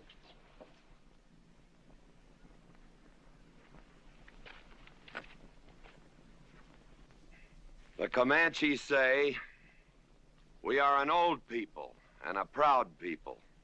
When the white man first came among us, we were as many as the grass is of the prairie. Now we are few, but we are still proud. For if a man loses pride in manhood, he is nothing. You tell us now that if we will let you send us away to this place called Fort Sill, you will feed us and care for us. Let us tell you this. It is a Comanche law that no chief ever eats unless first he sees that the pots are full of meat in the lodges of the widows and orphans. It is the Comanche way of life. This that the white man calls charity is a fine thing for widows and orphans, but no warrior can accept it. For if he does, he is no longer a man, and when he is no longer a man, he is nothing, and better off dead. You say to the Comanche, you are widows and orphans. You are not men. And we, the Comanche, say we would rather be dead. It will not be a remembered fight when you kill us, because we are few now and have few weapons. But we will fight, and we will die Comanche. Thank you, Big McLintock. Am I to gather that Comanche defy the government of the United States? Yes, you may gather that the Comanche defy the United States government, or at least this commission. Gentlemen.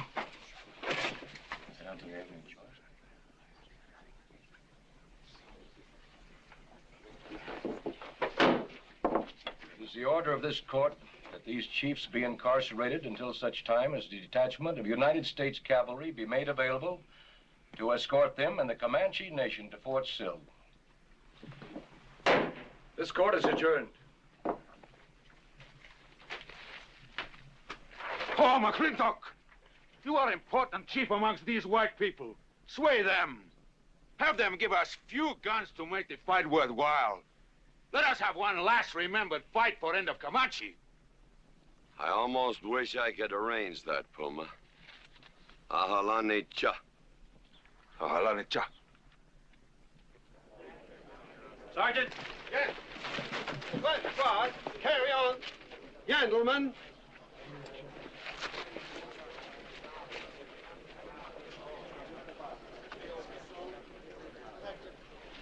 It's sad, these changing times. It isn't the times that are changing, Mama.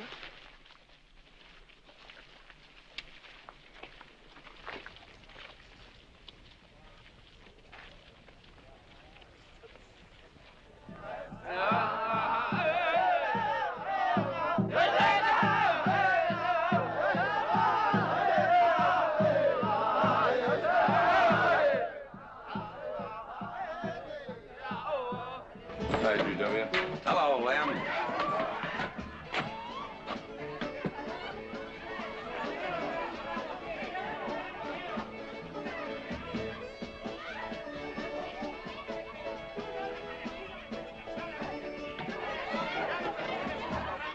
Bunny? Oh, howdy, McLintock. Hey, figured you'd be belly down drunk by now.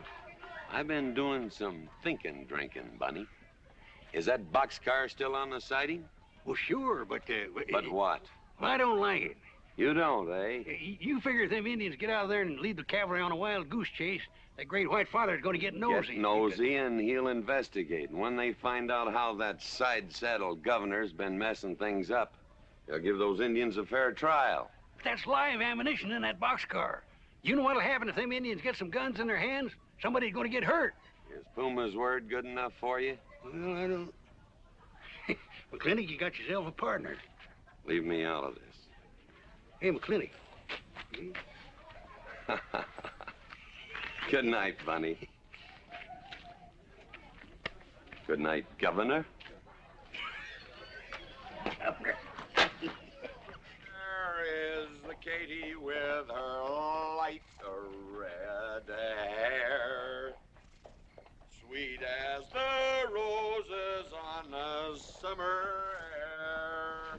I'll find her somewhere while the moon is high, and tell her that I love her, and I'll love her till I die. Katie Gilhooley, the master's home. Katie, Katherine Gilhooley McLintock, where's the woman of the house? Mr. McLintock. Oh, there you are. Mrs. Warren. Oh, good evening. I waited up for you, Mr. McLintock. Oh, how nice. I want to talk to you about something. Delighted. 309 times straight. I beg your pardon? 309 times straight without a miss. Gotta be a record. I suppose so.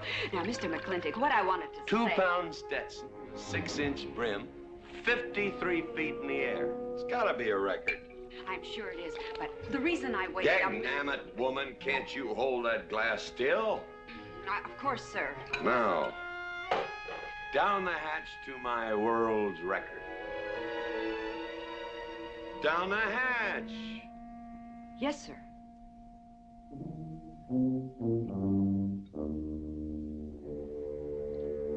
And now, to the governor of our territory. The governor of the territory, sir? Now, don't you stick up for him, Mrs. Warren. You're a fine woman, Mrs. Warren. But you'll certainly go down in my estimation if you stick up for Cuthbert H. Humphrey, governor of this territory. I don't mean to down change... the hatch. Oh, yes, sir. Down the hatch. Cuthbert H. Humphrey, governor of our territory, is a cull. You know what a cull is, man? A cull is a specimen that is so worthless that you have to cut him out of the herd. Now, if all the people in the world were put in one herd, Cuthbert is the one I would throw my rope at. At whom I would throw my rope at. Natural-born cull. Another touch, ma'am? Oh, no, sir, no. Well, I don't mind if I do. Good. Can't walk on one leg. Oh, I didn't mean to be vulgar, ma'am. Can't walk one limb. It's all right. Sounds silly. Only a bird can walk on a limb. You know my wife? Her name's Kate. She insists on being called Katherine. Do you know her? Of course, Mr. McLintock, and that's what I wanted to talk Well, to you. she thinks that Cuthbert H. Humphrey is panting for her like a bull buffalo at the first green up of spring. But what Cuthbert is panting for is my money. Don't make me feel like I'm drinking alone, ma'am. Very well, Mr. McLintock, if you insist. Down the hatch. Good.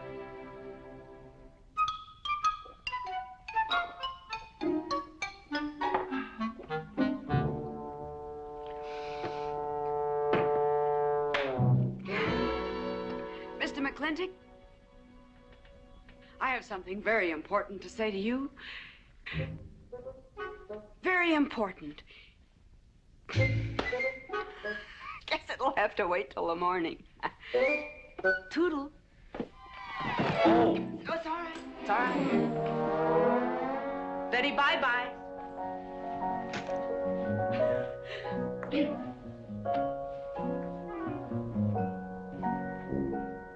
Whoops. Oh. Mrs. Warren. Let me assist you. Very kind.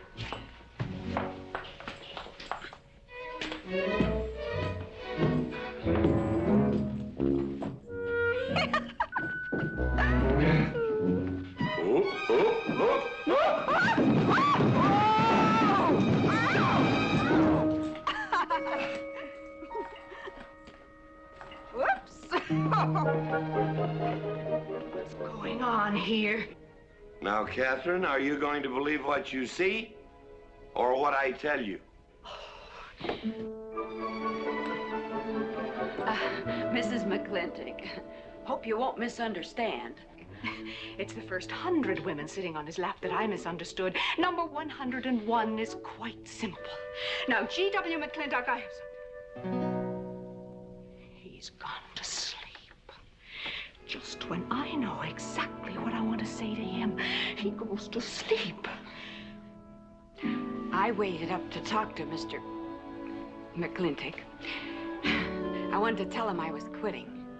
You see, Sheriff Lord has asked me to marry him, and... Oh, congratulations. I don't want to seem prudish, but if you are going to marry Sheriff Lord, it seems to me that you're sitting on the wrong man's lap.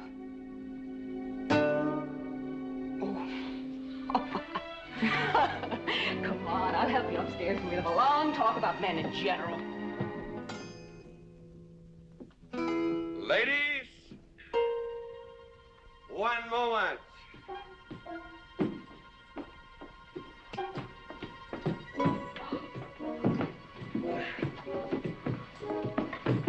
Oh! Watch out, you'll get us all killed! Oh! What?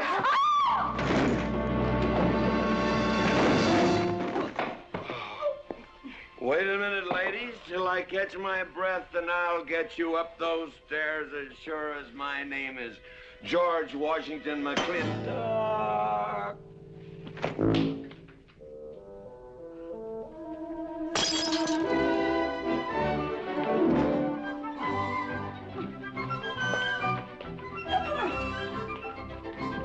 You may be quitting, Mrs. Wallace, Mrs. Ward, but not tomorrow.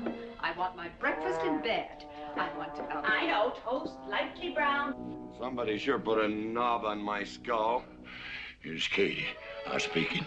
Katie, why? There Mrs. Warren was there. Oh. And there you was there. Oh. And there that whiskey bottle was there. Oh. And Katie's temper being what Katie's temper is, well, there you are. Drago, old friend. Huh? My wife does not understand me. Why, she is different than any other man. Come on, I gotta get you upstairs. Get you ready for that big celebration tomorrow.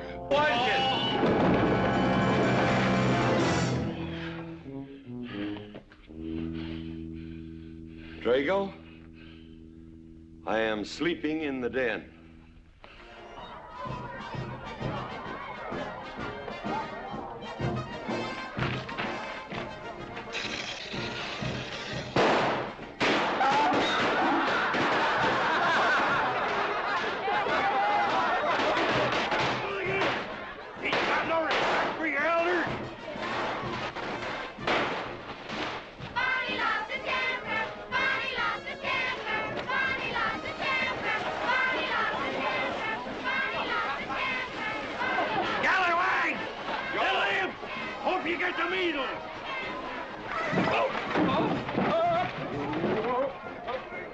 Come on, get him aboard.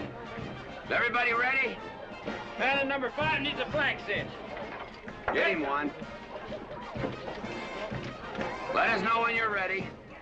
Ladies and gentlemen, it is my honor to present to you the governor of our territory, Cuthbert H. Humphrey. Thank you, Mayor. My friends and citizens of this great territory, this is the 9th consecutive year it has been my privilege and my pleasure to inaugurate the McLintock 4th of July celebration. Now, the first event will be the wild horse race. But before I fire this shot to start the event, I would like to say a few modest words regarding my stewardship of this great territory.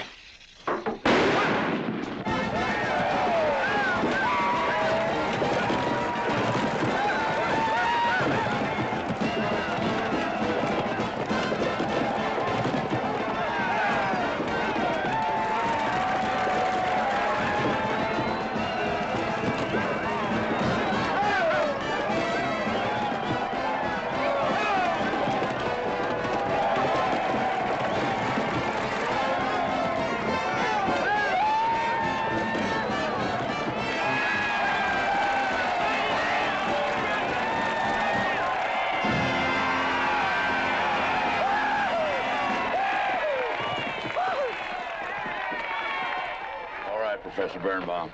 Gentlemen. Sheriff, here's your horse. Come on, get him on line up. Come here, King. Now, boys, you all know the rules. It's twice around the inside, once around the outside. First cowboy that hits that finish line without busting that egg is the winner. And I caution you boys about some of them eggs, because some of them eggs are last year's holdovers. All right, mount up.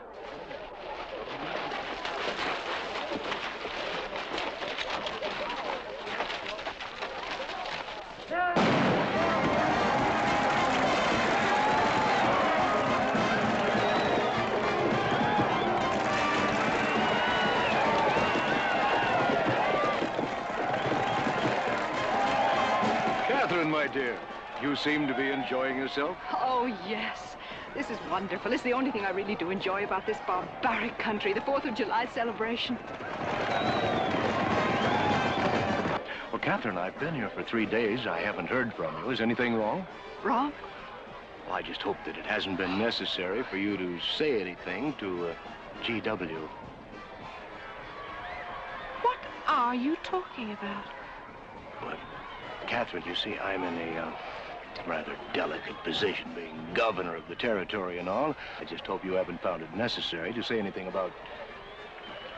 About what? About you and me.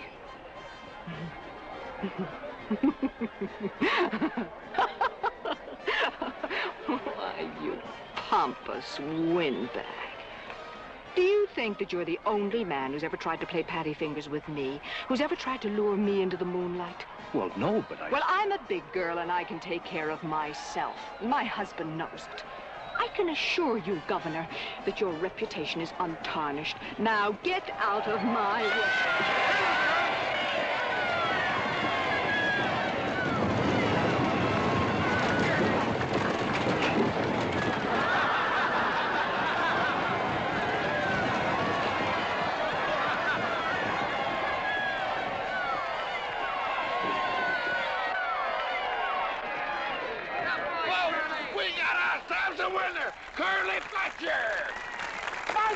Curly!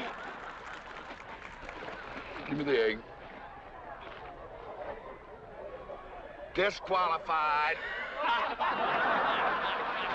Here you go, Curly. G.W., you'll never believe what happened over there. What? You smell a beer.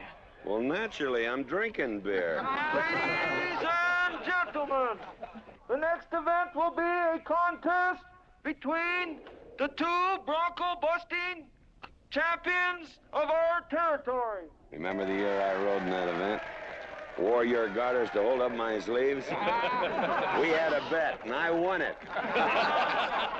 George Washington McLintock, you are a very crude man. Well, I guess so, but that was a rough horse, like to jarred my insides loose. But it was worth it. 3 beers.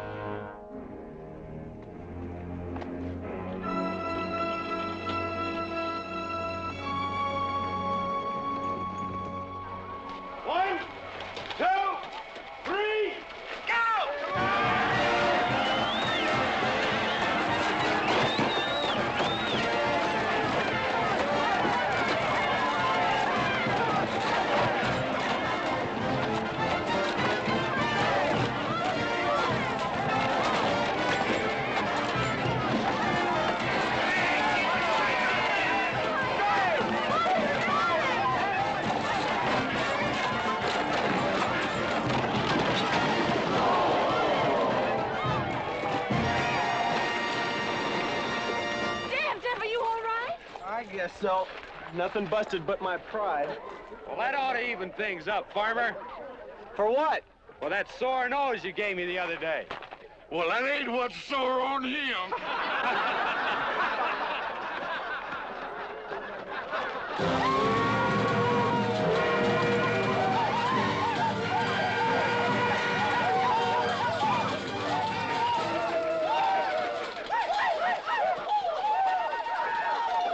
The closing event is the cow pony race. The finish line is at the barbecue. So start meandering. Come on. Now what is that, false courage? Why, you know a Douglas doesn't ever use a thing like that. I want you to get on that horse, get out in front, and stay out in front. I'll be out front, Dad. All the way. Good boy. Now remember, stay out in front. That Agamemnon's a good horse.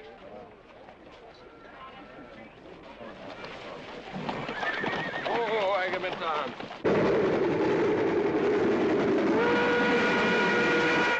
1140 and she's on time. Oh, boy.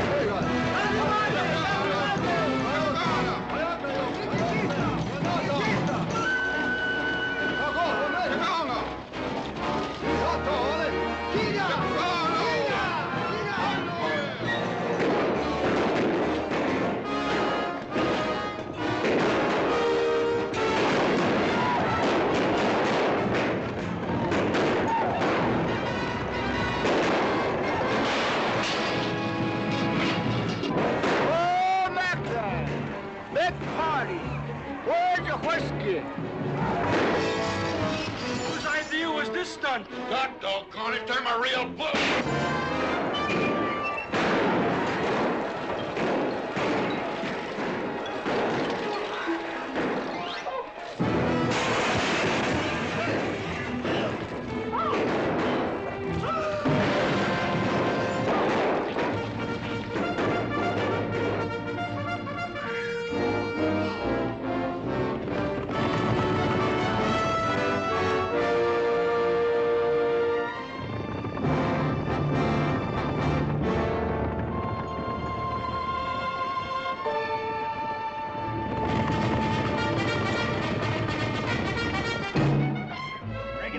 Excitement you'd want for one 4th of July, eh? Puma finally got his way, but I reckon he's riding out his last war party.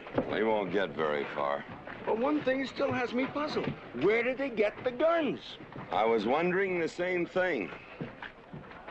My kidney's been bothering me. Funny? GW!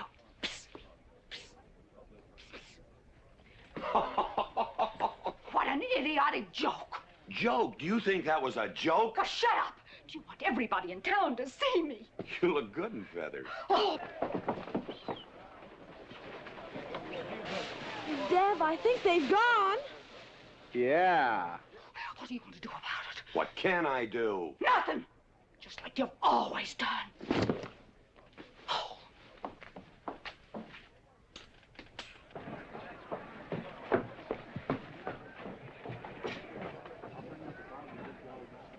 How long, GW?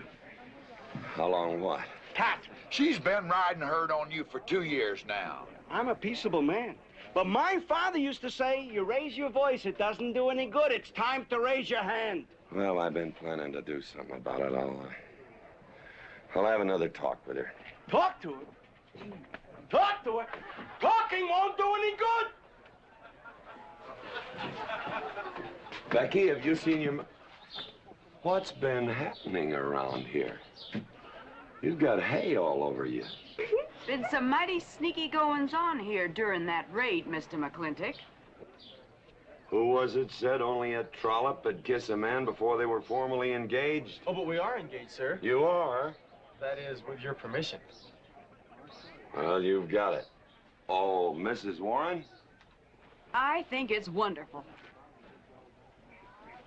I guess this is the only engagement that ever started off of a spanking.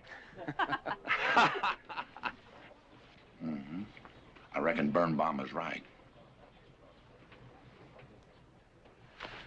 All right. Lord bless us, this is gonna be a great day. Doggone it, folks. Let's don't let a little old Indian raid break up a good barbecue and a rodeo. Yeah, meat sound. Let's go. You contestants get ready for the cow pony race.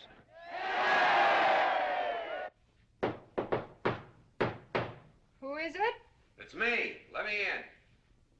Not now. Right now.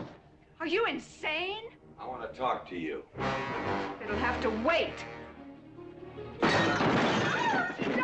I've taken all I'm going to take from you. You are insane. You are going to tell me why you packed up, picked up, and walked out on me. 2 years ago, you remember, you came home from Denver with lipstick all over your...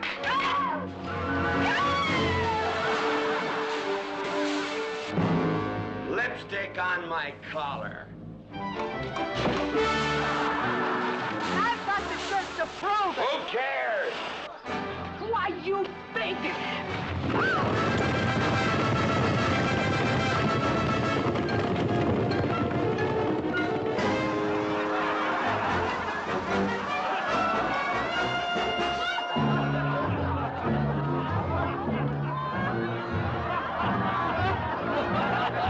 Katherine!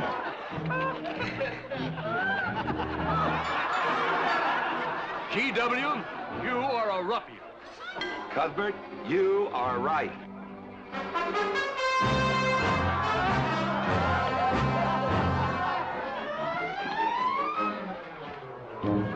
Well, what kind of a family is that? The best. And dangerous, son. Who won the race? Who cares, Bigard? History's being made.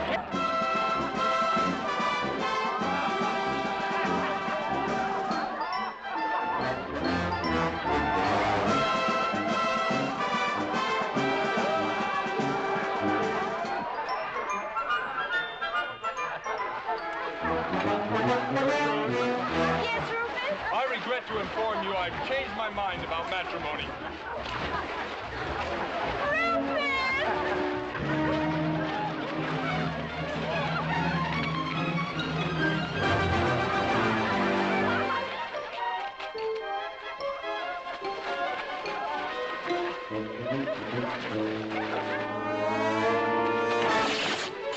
Hey, Mrs. McLintock!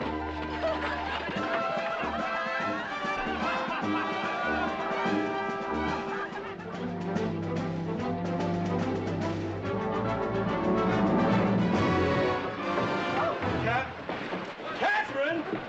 Get him out of here. Everybody out!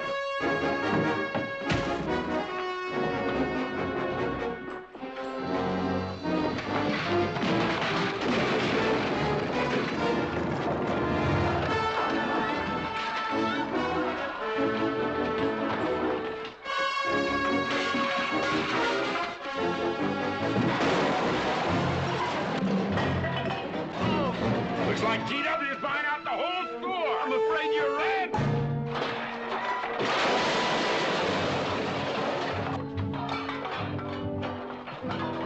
Call me family! Call me family!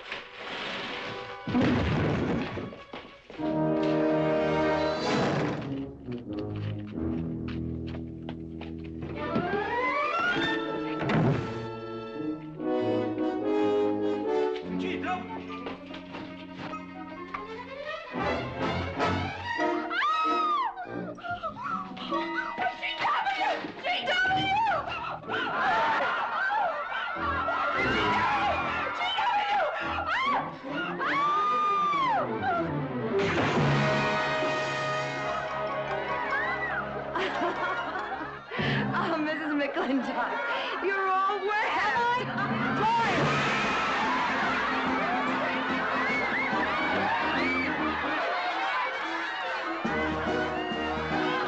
Wrong woman, G.W. Oh, pardon me.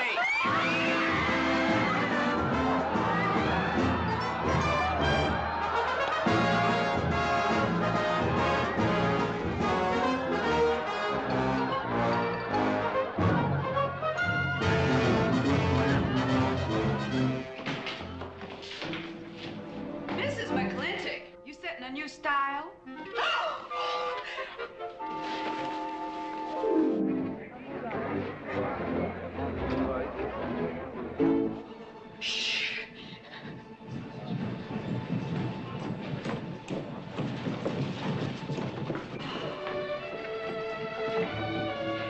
Mr. McLintock, in here!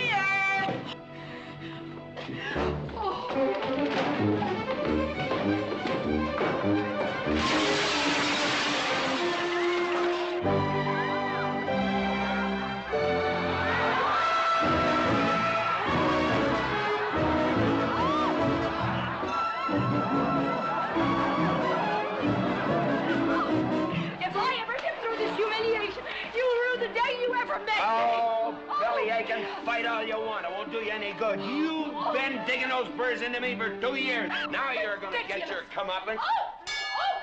Thanks. My father would be proud of you! I'll make you prouder.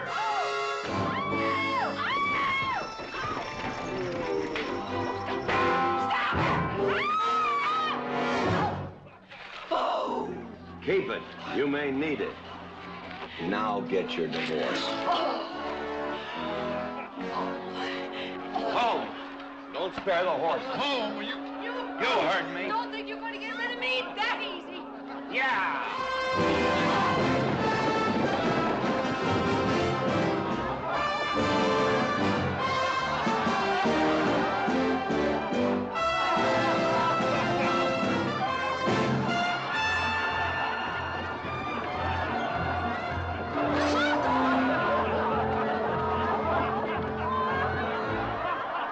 No more living in the capital? No.